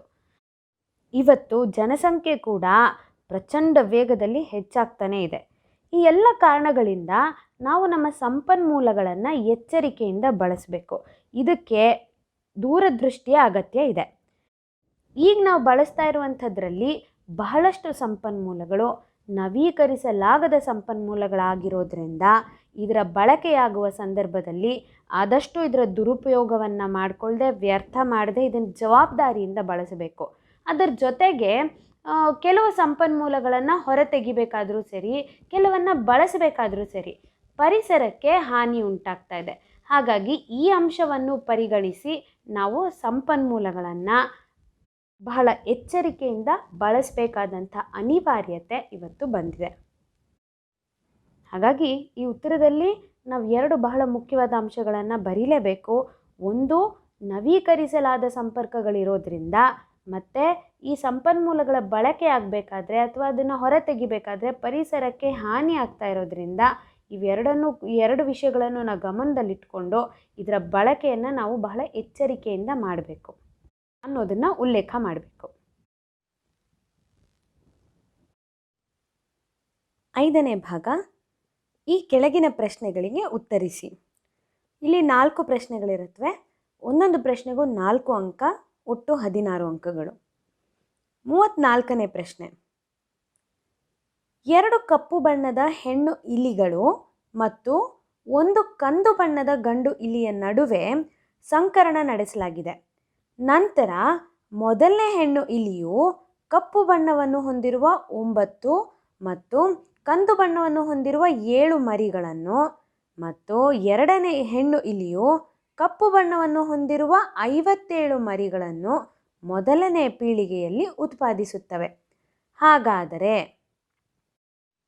ಇದಕ್ಕೆ ಸಂಬಂಧಪಟ್ಟಂತೆ 2 ಪ್ರಶ್ನೆಗಳಿವೆ. ಮೊದಲನೇದು, ಇಲಿಗಳ ಕಪ್ಪು ಮತ್ತು ಕಂದು ಬಣ್ಣಗಳ ಅನುವಂಶೀಯತೆಗೆ ಪೂರಕವಾಗಿ ನೀವು ಯಾವ ತೀರ್ಮಾನವನ್ನು ಕೈಗೊಳ್ಳಬಹುದು? ಎರಡನೇ ಪ್ರಶ್ನೆ, ನೀಡಲಾಗಿರುವ ವ್ಯಕ್ತರೂಪ ಫಲಿತಾಂಶದ ಸಹಾಯದಿಂದ ಪೋಷಕ ಜೀವಿಗಳ ಜೀನ್ ನಮೂನೆಯನ್ನು ಕಂಡುಹಿಡಿಯಿರಿ. ಇಲ್ಲಿ ನಾವು 2 ಥರದ ಇಲಿಗಳನ್ನು ಕಾಣ್ಬೋದು. ಒಂದು ಕಪ್ಪು ಮತ್ತೊಂದು ಕಂದು ಬಣ್ಣ. ಈ 2ರಲ್ಲಿ ಕಪ್ಪು ಬಣ್ಣ ಡಾಮಿನೆಂಟ್, ಪ್ರಬಲ, ಮತ್ತು ಕಂದು ಬಣ್ಣ ದುರ್ಬಲ ಲಕ್ಷಣ. ಕಪ್ಪು ಬಣ್ಣಕ್ಕೆ ನಾವು ಕ್ಯಾಪಿಟಲ್ ಬಿ ಅನ್ನು ನಾವು ಸಂಕೇತವಾಗಿಟ್ಕೊಂಡು ಕಂದು ಬಣ್ಣಕ್ಕೆ ಸ್ಮಾಲ್ ಲೆಟರ್ ಬಿ ಅನ್ನು ನಾವು ಗುರ್ತಾಗಿಟ್ಕೋಬೋದು. ಈಗ ಗಂಡು ಕಂದು ಬಣ್ಣದ್ದಾದ್ದರಿಂದ ಅದರಲ್ಲಿರುವಂಥ 2 ಜೀನ್ಗಳು ಕೂಡ ಸ್ಮಾಲ್ ಬಿನೇ ಆಗಿರುತ್ತೆ. ಆದರೆ ಹೆಣ್ಣಲ್ಲಿ ಈಗ 2 ಕಪ್ಪು ಬಣ್ಣದ ಇಲಿಗಳಿವೆ ಮತ್ತು ಈ 2 ಇಲಿಗಳು ತನ್ನ ಸಂತಾನಗಳಿಗೆ ಕೊಡುವಂಥ ಗುಣಗಳು ಕೂಡ ಬೇರೆ ರೀತಿ ಇದೆ. ಮೊದಲನೇ ಸಂದರ್ಭದಲ್ಲಿ ಮೊದಲನೇ ಹೆಣ್ಣು ಇಲಿ, ಕಪ್ಪು ಹೆಣ್ಣು ಇಲಿ 9 ಕಪ್ಪು ಇಲಿಗಳನ್ನು ಕೊಡುತ್ತೆ. ಅದ್ರ ಜೊತೆಗೆ 7 ಕಂದು ಬಣ್ಣದ ಇಲಿಗಳನ್ನು ಕೂಡ ಕೊಡುತ್ತೆ. ಆದರೆ ಎರಡನೇ ಸಂದರ್ಭದಲ್ಲಿ ಆ ಹೆಣ್ಣು ಕಪ್ಪು ಇಲಿ ಬರೀ ಕಪ್ಪು ಇಲಿಗಳನ್ನು ಮಾತ್ರ ಕೊಡುತ್ತೆ. ಹಾಗಾದರೆ ಮೊದಲನೇ ಸಂದರ್ಭದಲ್ಲಿ ಹೆಣ್ಣು ಇಲಿಯ ಜೀನ್ಗಳು ಒಂದು ಕ್ಯಾಪಿಟಲ್ ಬಿ ಮತ್ತೊಂದು ಸ್ಮಾಲ್ ಬಿ ಆಗಿರಬೇಕು. ಮತ್ತು ಎರಡನೇ ಸಂದರ್ಭದಲ್ಲಿನ ಹೆಣ್ಣು ಇಲಿಯ ಜೀನ್ಗಳು ಎರಡೂ ಕೂಡ ಡಾಮಿನೆಂಟ್ ಅಂದರೆ ಪ್ರಬಲ ಲಕ್ಷಣ ಆಗಿರೋದ್ರಿಂದ ಎರಡೂ ಕ್ಯಾಪಿಟಲ್ ಬಿನೇ ಆಗತ್ತೆ. ಈಗ ಈ ಇಲಿಗಳ ಲಕ್ಷಣಗಳನ್ನು ನಾವು ಗುರ್ತು ಮಾಡ್ಕೊಂಡಿದ್ರಿಂದ ಇದರಿಂದ ನಾವೊಂದು ಪುನೆಟ್ ಸ್ಕ್ವೇರನ್ನು ಹಾಕ್ಬೋದು. ಈ ಸ್ಕ್ವೇರನ್ನು ಹಾಕೋದ್ರಿಂದ ನಮಗೆ ಇಲಿಗಳ ಲಕ್ಷಣಗಳನ್ನು ಗುರುತಿಸೋದಕ್ಕೆ ತುಂಬ ಸುಲಭ ಆಗತ್ತೆ. ಮೊದಲನೇ ಸಂದರ್ಭದಲ್ಲಿ 2 ಕಪ್ಪು ಇಲಿಗಳು ಮತ್ತು 2 ಕಂದು ಇಲಿಗಳು ಹುಟ್ಟುವಂಥ ಸಾಧ್ಯತೆಗಳಿವೆ. ಹಾಗಾಗಿ ಕಪ್ಪು ಇಲಿಗಳ ಸಾಧ್ಯತೆ 50% ಆದರೆ ಕಂದು ಬಣ್ಣದ ಇಲಿಗಳ ಸಾಧ್ಯತೆ ಕೂಡ 50% ಅಂತ ಆಯಿತು. ಹಾಗೆ ಎರಡನೇ ಸಂದರ್ಭದಲ್ಲಿ ಬರುವಂಥ ಎಲ್ಲ ಮರಿಗಳು ಕೂಡ ಕಪ್ಪು ಬಣ್ಣದ್ದೇ ಆಗಿರುತ್ತವೆ. ಹಾಗಾದರೆ ಇದರಲ್ಲಿ ಪ್ರಾಬಬಿಲಿಟಿ ಅಂತ ನಾವು ನೋಡಿದ್ರೆ 100% ಕಪ್ಪು ಇಲಿಗಳೇ ಬರುತ್ತೆ. ಕಂದು ಬಣ್ಣದ ಇಲಿ ಹುಟ್ಟೋದಕ್ಕೆ ಸಾಧ್ಯನೇ ಇಲ್ಲ. ಈಗ ಇದರಲ್ಲಿರುವಂಥ ಮೊದಲನೇ ಪ್ರಶ್ನೆಯನ್ನು ಗಮನಿಸೋಣ. ಇಲಿಗಳ ಕಪ್ಪು ಮತ್ತು ಕಂದು ಬಣ್ಣಗಳ ಅನುವಂಶೀಯತೆಗೆ ಪೂರಕವಾಗಿ ನಾವು ಯಾವ ತೀರ್ಮಾನವನ್ನು ಕೈಗೊಳ್ಳಬಹುದು? ಈ ಪುನೆಟ್ ಸ್ಕ್ವೇರ್ಗಳನ್ನ ನೋಡಿದಾಗ ನಮ್ಗೆ ಅರ್ಥ ಆಗುವಂಥ ವಿಷಯ ಏನು ಅಂದರೆ, ಪ್ರಾಬಲ್ಯತೆಯ ನಿಯಮ ಅಂತೂ ನಮಗೆ ಮೊದಲೇ ಗೊತ್ತಿದೆ. ಆ ನಿಯಮದ ಪ್ರಕಾರ ಪ್ರಬಲ ಲಕ್ಷಣವು ದುರ್ಬಲ ಲಕ್ಷಣದ ಮೇಲೆ ಪ್ರಾಬಲ್ಯತೆಯನ್ನು ಸಾಧಿಸುತ್ತೆ. ಈ ನಿಯಮದ ಪ್ರಕಾರ ಕಪ್ಪು ಇಲಿಗಳು ಪ್ರಬಲತೆಯನ್ನು ಹೊಂದಿವೆ ಅಲ್ವಾ? ಎರಡನೇ ಪ್ರಶ್ನೆ, ನೀಡಲಾಗಿರುವ ವ್ಯಕ್ತರೂಪ ಫಲಿತಾಂಶದ ಸಹಾಯದಿಂದ ಪೋಷಕ ಜೀವಿಗಳ ಜೀನ್ ನಮೂನೆಯನ್ನು ಕಂಡುಹಿಡಿಯಿರಿ ಅಂತ ಕೇಳಿದ್ದಾರೆ. ಪೋಷಕ ಜೀವಿಗಳ ಜೀನ್ ನಮೂನೆ ಮೊದಲನೇ ಸಂದರ್ಭದಲ್ಲಿ ಒಂದು ಪ್ರಬಲ ಜೀನ್ ಮತ್ತು ಒಂದು ದುರ್ಬಲ ಜೀನ್ ಇದೆ. ಹಾಗಾಗಿ 50-50 ಆಯಿತು. ಅದೇ ಎರಡನೇ ಸಂದರ್ಭದಲ್ಲಿ ಎಲ್ಲ ಇಲಿಗಳು ಕೂಡ ಕಪ್ಪಾದ್ರಿಂದ ಎರಡೂ ಜೀನ್ಗಳು ಕೂಡ ಪ್ರಬಲ ಲಕ್ಷಣವನ್ನು ತೋರಿಸ್ತಾ ಇದೆ. ಹಾಗಾಗಿ ಇದು 100% ಡಾಮಿನೆಂಟ್ ಪ್ರಬಲ ಕಪ್ಪು ಲಕ್ಷಣವನ್ನು ಹೊಂದಿದೆ. 35ನೇ ಪ್ರಶ್ನೆ. ಇದರಲ್ಲಿ 2 ಪ್ರಶ್ನೆಗಳಿವೆ. ಚಾಯ್ಸ್ ಅಲ್ಲ, ಎರಡನ್ನೂ ಉತ್ತರಿಸಬೇಕು. ಅದರಲ್ಲಿ ಮೊದಲನೇದು, ಟಿಂಡಾಲ್ ಪರಿಣಾಮ ಎಂದರೇನು? ಟಿಂಡಾಲ್ ಪರಿಣಾಮಕ್ಕೆ 2 ಉದಾಹರಣೆಗಳನ್ನು ಕೊಡಿ. ಟಿಂಡಾಲ್ ಪರಿಣಾಮದ ಬಗ್ಗೆ ನಮಗೆ ತುಂಬಾ ಚೆನ್ನಾಗಿ ಗೊತ್ತು ಅಲ್ವಾ ಮಕ್ಕಳೇ? ಬೆಳಕಿನ ಕಿರಣಗಳು ಕೆಲವು ಸಲ ನೀರಿನ ಸಣ್ಣ ಬಿಂದುಗಳು ಅಥವಾ ಧೂಳಿನ ಕಣಗಳು ಅಥವಾ ಗಾಳಿಯ ಕಣಗಳ ಅಣುಗಳಂತಹ ನಯವಾದ ಕಣಗಳನ್ನು ತಾಡಿಸಿದಾಗ ಬೆಳಕಿನ ಪಥವು ಗೋಚರಿಸುತ್ತೆ. ಈ ಕಣಗಳ ಮೂಲಕ ಬೆಳಕು ಪ್ರತಿಫಲನ ಹೊಂದಿ ಹರಡಿ ನಂತರ ನಮ್ಮನ್ನು ತಲುಪುತ್ತೆ. ಇಂತಹ ಕಲಿಲ ಪದಾರ್ಥಗಳಿಂದ ಬೆಳಕಿನ ಚೆದುರುವಿಕೆಯ ವಿದ್ಯಮಾನವನ್ನು ಟಿಂಡಾಲ್ ಪರಿಣಾಮ ಅಂತ ಕರಿತೀವಿ. ಉದಾಹರಣೆಗೆ, ಹಾಲಿನ ದ್ರಾವಣದ ಮೂಲಕ ಬೆಳಕನ್ನು ಹರಿಸಿದಾಗ ಅಥವಾ ಮಡ್ಡಿ ದ್ರಾವಣದ ಮೂಲಕ ಬೆಳಕನ್ನು ಹರಿಸಿದಾಗ ನಮಗೆ ಈ ರೀತಿಯ ಪರಿಣಾಮಗಳು ನಮಗೆ ಗೋಚರವಾಗತ್ತೆ. ತುಂಬ ಸುಲಭವಾದ ಪ್ರಶ್ನೆ ಅಲ್ವಾ? ಕಣ್ಣಿನ ಮಸೂರದ ಸಂಗಮ ದೂರವನ್ನು ಹೊಂದಾಣಿಕೆ ಮಾಡುವ ಕಣ್ಣಿನ ಮಸೂರದ ಸಾಮರ್ಥ್ಯವನ್ನು ಕಣ್ಣಿನ ಹೊಂದಾಣಿಕೆ ಸಾಮರ್ಥ್ಯ ಅಂತ ಕರಿತೀವಿ. ಈಗ ಇದು ವಿಭಿನ್ನ ದೂರದಲ್ಲಿರುವಂಥ ವಸ್ತುಗಳನ್ನು ನೋಡೋದಕ್ಕೆ ಹೇಗೆ ಸಹಾಯ ಆಗತ್ತೆ ಅನ್ನೋದು ಇದರಲ್ಲಿರುವಂಥ ಇನ್ನೊಂದು ಎರಡನೇ ಭಾಗ. ಈಗ ಕಣ್ಣಿನ ಮಸೂರವು ತಂತುಗಳು ಮತ್ತು ಜೆಲ್ಲಿಯಂಥ ವಸ್ತುಗಳಿಂದ ಮಾಡಲ್ಪಟ್ಟಿದೆ. ಇದರ ವಕ್ರತೆಯನ್ನು ಸಿಲಿಯರಿ ಸ್ನಾಯುಗಳಿಂದ ಸ್ವಲ್ಪ ಮಟ್ಟಿಗೆ ಮಾರ್ಪಡಿಸಬಹುದು. ಕಣ್ಣಿನ ಮಸೂರದ ವಕ್ರತೆಯ ಬದಲಾವಣೆಯಿಂದ ಅದರ ಸಂಗಮ ದೂರವನ್ನು ಬದಲಾಯಿಸಬಹುದು. ಸ್ನಾಯುಗಳು ವಿಶ್ರಾಂತಗೊಂಡಾಗ ಮಸೂರವು ತೆಳ್ಳಗಾಗುತ್ತದೆ ಮತ್ತು ಸಂಗಮ ದೂರ ಹೆಚ್ಚುತ್ತೆ. ಇದರಿಂದ ಏನಾಗುತ್ತೆ? ದೂರದ ವಸ್ತುಗಳನ್ನು ಸ್ಪಷ್ಟವಾಗಿ ನೋಡ್ಬೋದು. ಕಣ್ಣಿನ ಸಮೀಪದಲ್ಲಿರುವಂಥ ವಸ್ತುಗಳನ್ನು ನೋಡಬೇಕಾದ್ರೆ ಕಣ್ಣಿನ ಇದೇ ಸಿಲಿಯರಿ ಸ್ನಾಯುಗಳು ಕುಗ್ಗತ್ವೆ. ಇದರಿಂದ ಕಣ್ಣಿನ ಮಸೂರದ ವಕ್ರತೆ ಹೆಚ್ಚಾಗತ್ತೆ. ಆಗ ಕಣ್ಣಿನ ಮಸೂರವು ದಪ್ಪವಾಗತ್ತೆ. ಇದರ ಪರಿಣಾಮವಾಗಿ ಕಣ್ಣಿನ ಸಂಗಮ ದೂರ ಕಡಿಮೆಯಾಗತ್ತೆ ಮತ್ತು ಹತ್ತಿರದ ವಸ್ತುಗಳು ತುಂಬ ಸ್ಪಷ್ಟವಾಗಿ ಗೋಚರಿಸುತ್ತೆ. ಇಷ್ಟನ್ನು ಬರೆದ್ರೆ ನಮಗೆ 2 ಅಂಕ ಖಂಡಿತ. ಮುಂದಿನ ಪ್ರಶ್ನೆನ ನೋಡೋಣವಾ? 36ನೇ ಪ್ರಶ್ನೆ. ಇದರಲ್ಲೂ ಕೂಡ 2 ಸಬ್ ಕ್ವೆಶ್ಚನ್ಸ್ ಇದೆ. ಅದರಲ್ಲಿ ಎ, ಕ್ಲೋರ್ ಆಲ್ಕಲಿ ಪ್ರಕ್ರಿಯೆಯಲ್ಲಿ ಆ್ಯನೋಡ್ನಲ್ಲಿ ಬಿಡುಗಡೆಯಾಗುವ ಅನಿಲವನ್ನು ಹೆಸರಿಸಿ ಮತ್ತು ಈ ಅನಿಲದ ಉಪಯೋಗಗಳನ್ನು ಬರೆಯಿರಿ. ಕ್ಲೋರ್ ಆಲ್ಕಲಿ ಪ್ರಕ್ರಿಯೆ ನಮಗೆ ಚೆನ್ನಾಗಿ ಗೊತ್ತು. ಈ ಒಂದು ಪ್ರಕ್ರಿಯೆಯಲ್ಲಿ ಆ್ಯನೋಡ್ನಲ್ಲಿ ಕ್ಲೋರಿನ್ ಅನಿಲ ಬಿಡುಗಡೆಯಾಗತ್ತೆ. ಈ ಕ್ಲೋರಿನನ್ನು ನೀರಿನ ಶುದ್ಧೀಕರಣಕ್ಕೆ ಬಳಸಲಾಗತ್ತೆ, PVC ಮತ್ತು ಸೋಂಕುನಾಶಕಗಳ ತಯಾರಿಕೆಗೆ ಬಳಸಲಾಗತ್ತೆ, ಹಾಗೆ CFC ಕೀಟನಾಶಕಗಳ ರೀತಿಯಲ್ಲಿ ಇದನ್ನು ಬಳಕೆ ಮಾಡಲಾಗತ್ತೆ. 36ನೇ ಪ್ರಶ್ನೆಯಲ್ಲೇನೆ 2ನೇದು ಬಿ, ಸೋಡಿಯಂ ಕಾರ್ಬೊನೇಟ್ ಹೈಡ್ರೋಕ್ಲೋರಿಕ್ ಆಮ್ಲದೊಂದಿಗೆ ವರ್ತಿಸಿದಾಗ ಯಾವ ಅನಿಲವನ್ನು ಬಿಡುಗಡೆ ಮಾಡುತ್ತದೆ? ಈ ಅನಿಲವನ್ನು ಹೇಗೆ ಪತ್ತೆ ಮಾಡುವಿರಿ? ಈ ರಾಸಾಯನಿಕ ಕ್ರಿಯೆಯ ಪದ ಸಮೀಕರಣವನ್ನು ಬರೆಯಿರಿ. ಬಹಳ ಸುಲಭ ಅಲ್ವಾ? ಪದ ಸಮೀಕರಣ ಬರೆದ್ರೆ ಆಯಿತು ಇದಕ್ಕೆ. ಈಗ ಸೋಡಿಯಂ ಕಾರ್ಬೊನೇಟ್ ಮತ್ತು ಹೈಡ್ರೋಕ್ಲೋರಿಕ್ ಆಮ್ಲ ಇವೆರಡೂ ವರ್ತಿಸಿದಾಗ ನಮಗೇನು ಸಿಗತ್ತೆ? ಸೋಡಿಯಂ ಕ್ಲೋರೈಡ್ ಮತ್ತು ನೀರು ಮತ್ತು ಕಾರ್ಬನ್ ಡೈಆಕ್ಸೈಡ್ ಉತ್ಪತ್ತಿಯಾಗತ್ತೆ. ಪ್ರಶ್ನೆಯಲ್ಲಿ ಯಾವ ಅನಿಲ ಬಿಡುಗಡೆ ಆಗುತ್ತೆ ಅಂತ ಕೇಳಿದರೆ ಬಿಡುಗಡೆಯಾಗುವ ಅನಿಲ ಕಾರ್ಬನ್ ಡೈಆಕ್ಸೈಡ್. ಇಲ್ಲಿಗೆ ಪ್ರಶ್ನೆ 1 ಭಾಗ ಮುಗೀತು. ನೆಕ್ಸ್ಟು, ಈ ಅನಿಲವನ್ನು ಹೇಗೆ ಪತ್ತೆ ಮಾಡುವಿರಿ ಅಂತ ಕೇಳಿದ್ದಾರೆ. ಹೇಗೆ ಪತ್ತೆ ಮಾಡ್ಬೋದು? ಕಾರ್ಬನ್ ಡೈಆಕ್ಸೈಡ್ ಅನಿಲವನ್ನು ನಾವು ಕ್ಯಾಲ್ಸಿಯಂ ಹೈಡ್ರಾಕ್ಸೈಡ್ ದ್ರಾವಣದ ಮೂಲಕ ಹಾಯಿಸಿದಾಗ ಅದು ನಮಗೇನಾದರೂ ಬಿಳಿ ಪ್ರಕ್ಷೇಪವನ್ನು ಉಂಟು ಮಾಡಿದ್ರೆ ಅದು ಕಾರ್ಬನ್ ಡೈಆಕ್ಸೈಡ್ ಅನ್ನೋದು ನಮಗೆ ಕನ್ಫರ್ಮ್ ಆಗುತ್ತೆ. ಇದರ ರಾಸಾಯನಿಕ ಪದ ಸಮೀಕರಣ ಹೀಗಿರುತ್ತೆ: calcium hydroxide plus carbon dioxide ನಮಗೆ ಕ್ಯಾಲ್ಸಿಯಂ ಕಾರ್ಬೊನೇಟ್ ಮತ್ತು ನೀರನ್ನು ಉಂಟು ಮಾಡುತ್ತೆ. ಈ ಕ್ಯಾಲ್ಸಿಯಂ ಕಾರ್ಬೊನೇಟೇ ಬಿಳಿಯ ಪ್ರಕ್ಷೇಪ. 36ನೇ ಪ್ರಶ್ನೆಯಲ್ಲಿ ಮೊದಲ ಈ 2 ಎ ಮತ್ತು ಬಿ ಪ್ರಶ್ನೆಯನ್ನು ಉತ್ತರಿಸಬಹುದು, ಅಥವಾ ನಮ್ಗೆ ಇನ್ನೊಂದು ಚಾಯ್ಸ್ ಇದೆ, ಅದರಲ್ಲೂ ಕೂಡ 2 ಪ್ರಶ್ನೆಗಳಿದೆ, ಇದನ್ನಾದರೂ ಉತ್ತರಿಸ್ಬೋದು. ನಮಗೆ ಯಾವುದಕ್ಕೆ ತುಂಬ ಚೆನ್ನಾಗಿ ಉತ್ತರ ಗೊತ್ತೋ ಅದನ್ನು ಆಯ್ಕೆ ಮಾಡ್ಕೋಬೋದು. ಈಗ 36ರಲ್ಲಿರುವಂಥ 2ನೇ ಆಪ್ಷನ್ನ ಮೊದಲನೇ ಪ್ರಶ್ನೆ, ಜಠರದಲ್ಲಿ ಅತಿ ಹೆಚ್ಚು ಆಮ್ಲ ಬಿಡುಗಡೆಯಾದಾಗ ಯಾವ ಪರಿಣಾಮಗಳು ಉಂಟಾಗುತ್ತವೆ? ಈ ಪರಿಸ್ಥಿತಿಗೆ ಪರಿಹಾರವನ್ನು ಸೂಚಿಸಿ. ಜಠರದಲ್ಲಿ ಅಗತ್ಯಕ್ಕಿಂತ ಹೆಚ್ಚು ಆಮ್ಲ ಉತ್ಪಾದನೆ ಆದಾಗ ಇದು ನೋವು ಮತ್ತು ಉರಿಗೆ ಕಾರಣವಾಗುತ್ತೆ.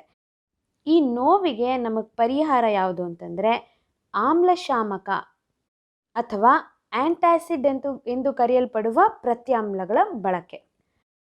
ಇದರ ಬಳಕೆಯಿಂದ ಅತಿ ಹೆಚ್ಚು ಆಮ್ಲದ ಬಿಡುಗಡೆಯಿಂದ ಆಗುವಂಥ ತೊಂದರೆಯಿಂದ ನಾವು ಪಾರಾಗ್ಬೋದು. ಇದರಲ್ಲೇ ಈಗ 2ನೇ ಪ್ರಶ್ನೆ ಬಿ, ಸ್ಫಟಿಕೀಕರಣ ನೀರು ಎಂದರೇನು? ಪ್ಲಾಸ್ಟರ್ ಆಫ್ ಪ್ಯಾರಿಸನ್ನು ಹೇಗೆ ತಯಾರಿಸಲಾಗುತ್ತದೆ? ಅದರ 2 ಉಪಯೋಗಗಳನ್ನು ಬರೆಯಿರಿ. ಸ್ಫಟಿಕೀಕರಣ ನೀರು ಅಂತಂದರೆ ಲವಣದ ಒಂದು ಘಟಕ ಸೂತ್ರ ಅಣುವಿನಲ್ಲಿರುವ ನೀರಿನ ಅಣುಗಳ ಸ್ಥಿರ ಸಂಖ್ಯೆ. ಇದನ್ನು ಸ್ಫಟಿಕೀಕರಣ ನೀರು ಅಂತ ಕರೀತಾರೆ. ಪ್ಲಾಸ್ಟರ್ ಆಫ್ ಪ್ಯಾರಿಸನ್ನು ಹೇಗೆ ತಯಾರಿಸಲಾಗತ್ತೆ? ನಾವೀಗಾಗಲೇ ಅದ್ರ ಬಗ್ಗೆ ಚೆನ್ನಾಗಿ ತಿಳ್ಕೊಂಡಿದ್ದೀವಿ. ಪ್ಲಾಸ್ಟರ್ ಆಫ್ ಪ್ಯಾರಿಸನ್ನು ತಯಾರಿಸಬೇಕು ಅಂತಂದರೆ ಜಿಪ್ಸಮನ್ನು 373 ಕೆಲ್ವಿನ್ಗೆ ಕಾಯಿಸಿದಾಗ ಇದು ನೀರಿನ ಅಣುಗಳನ್ನು ಕಳೆದುಕೊಳ್ಳುತ್ತೆ, ತನ್ನೊಳಗಿರುವಂಥ ನೀರಿನ ಅಣುಗಳನ್ನು ಕಳೆದುಕೊಳ್ಳುತ್ತೆ ಮತ್ತು ಕ್ಯಾಲ್ಶಿಯಂ ಸಲ್ಫೇಟ್ ಹೆಮಿಹೈಡ್ರೇಟ್ ಆಗಿ ಪರಿವರ್ತನೆ ಆಗುತ್ತೆ. ಇದನ್ನೇ ಪ್ಲಾಸ್ಟರ್ ಆಫ್ ಪ್ಯಾರಿಸ್ ಅಂತ ಕರೆಯೋದು. ಈ ಪ್ಲಾಸ್ಟರ್ ಆಫ್ ಪ್ಯಾರಿಸ್ನ ಉಪಯೋಗಗಳೇನು? ಡಾಕ್ಟ್ರು ಮೂಳೆ ಮುರಿದಾಗ ಆ ಮೂಳೆಗಳನ್ನು ಸರಿಯಾದ ಸ್ಥಾನದಲ್ಲಿ ಜೋಡಿಸಿ ಅದಕ್ಕೆ ಆಧಾರವಾಗಿ ಒಂದು ಲೇಪನವನ್ನು ಹಾಕ್ತಾರಲ್ಲ, ಅದೇ ಪ್ಲಾಸ್ಟರ್ ಆಫ್ ಪ್ಯಾರಿಸ್. ಅದರ ಜೊತೆಗೆ ಕೆಲವಾರು ಅಲಂಕಾರಿಕ ವಸ್ತುಗಳನ್ನು, ಮೂರ್ತಿಗಳನ್ನು, ಮಾದರಿಗಳನ್ನು ಮಾಡೋದಕ್ಕೂ ಕೂಡ ಈ ಪ್ಲಾಸ್ಟರ್ ಆಫ್ ಪ್ಯಾರಿಸನ್ನೇ ಬಳಸಲಾಗತ್ತೆ. ಸ್ಫಟಿಕೀಕರಣ ನೀರು ಅಂದ್ರೇನು, ಪ್ಲಾಸ್ಟರ್ ಆಫ್ ಪ್ಯಾರಿಸ್ ಹೇಗೆ ತಯಾರಾಗುತ್ತೆ ಮತ್ತು ಅದರ ಉಪಯೋಗ, ಈ 3ಕ್ಕೂ ಉತ್ತರಿಸಿದ್ರೆ ಈ ಪ್ರಶ್ನೆಗೆ ನಮಗೆ ಪೂರ್ತಿ ಅಂಕ ಸಿಗತ್ತೆ. ಮುಂದಿನ ಪ್ರಶ್ನೆಯನ್ನು ನೋಡೋಣವಾ? 37ನೇ ಪ್ರಶ್ನೆ. ಇದರಲ್ಲಿ ಮೊದಲನೇದು, ವಿದ್ಯುತ್ ಪ್ರವಾಹದ ಉಷ್ಣೋತ್ಪಾದನಾ ಪರಿಣಾಮದ ಯಾವುದಾದರೂ 2 ಪ್ರಾಯೋಗಿಕ ಅನ್ವಯಗಳನ್ನು ವಿವರಿಸಿ. ಮೊದಲಿಗೆ ವಿದ್ಯುತ್ ಪ್ರವಾಹದ ಉಷ್ಣ ಪರಿಣಾಮ ಅಂದರೆ ಏನು ಅಂತ ವಿವರಿಸಬೇಕು. ವಿದ್ಯುತ್ ಪ್ರವಾಹದ ನಿರ್ವಹಣೆಯಲ್ಲಿ ಮೂಲ ಶಕ್ತಿಯ ಒಂದು ಭಾಗವು ಉಪಯುಕ್ತವಾದ ಕೆಲಸಕ್ಕೆ ಬಳಕೆಯಾಗತ್ತೆ. ಉಳಿದ ಮೂಲ ಶಕ್ತಿಯ ಸ್ವಲ್ಪ ಭಾಗ ಸಾಧನದಲ್ಲಿ ತಾಪವನ್ನು ಹೆಚ್ಚಿಸಿ ಉಷ್ಣವನ್ನು ವ್ಯಯಿಸ್ತಾ ಇರುತ್ತೆ. ಈ ವಿದ್ಯಮಾನವನ್ನು ವಿದ್ಯುತ್ ಪ್ರವಾಹದ ಉಷ್ಣೋತ್ಪಾದನಾ ಪರಿಣಾಮ ಅಂತ ಕರೀತಾರೆ. ಈ ತತ್ವವನ್ನು ಆಧರಿಸಿ ತಯಾರಿಸುವ ಸಾಧನಗಳು ಅಂತಂದರೆ ವಿದ್ಯುತ್ ಇಸ್ತ್ರಿ ಪೆಟ್ಟಿಗೆ, ವಿದ್ಯುತ್ ಹೀಟರ್ ಇರಬಹುದು, ವಿದ್ಯುತ್ ಒಲೆ, ವಿದ್ಯುತ್ ಕೆಟಲ್ಗಳು, ಹೀಗೆ ಬಹಳಷ್ಟು ಸಾಧನಗಳನ್ನು ನಾವು ಇಲ್ಲಿ ಉದಾಹರಿಸ್ಬೋದು. ಈಗ 32ನೇ ಪ್ರಶ್ನೆಯಲ್ಲಿರುವಂಥ ಎರಡನೇದು ಅಂದರೆ ಬಿ ಪ್ರಶ್ನೆ ಏನು ಅಂತಂದರೆ,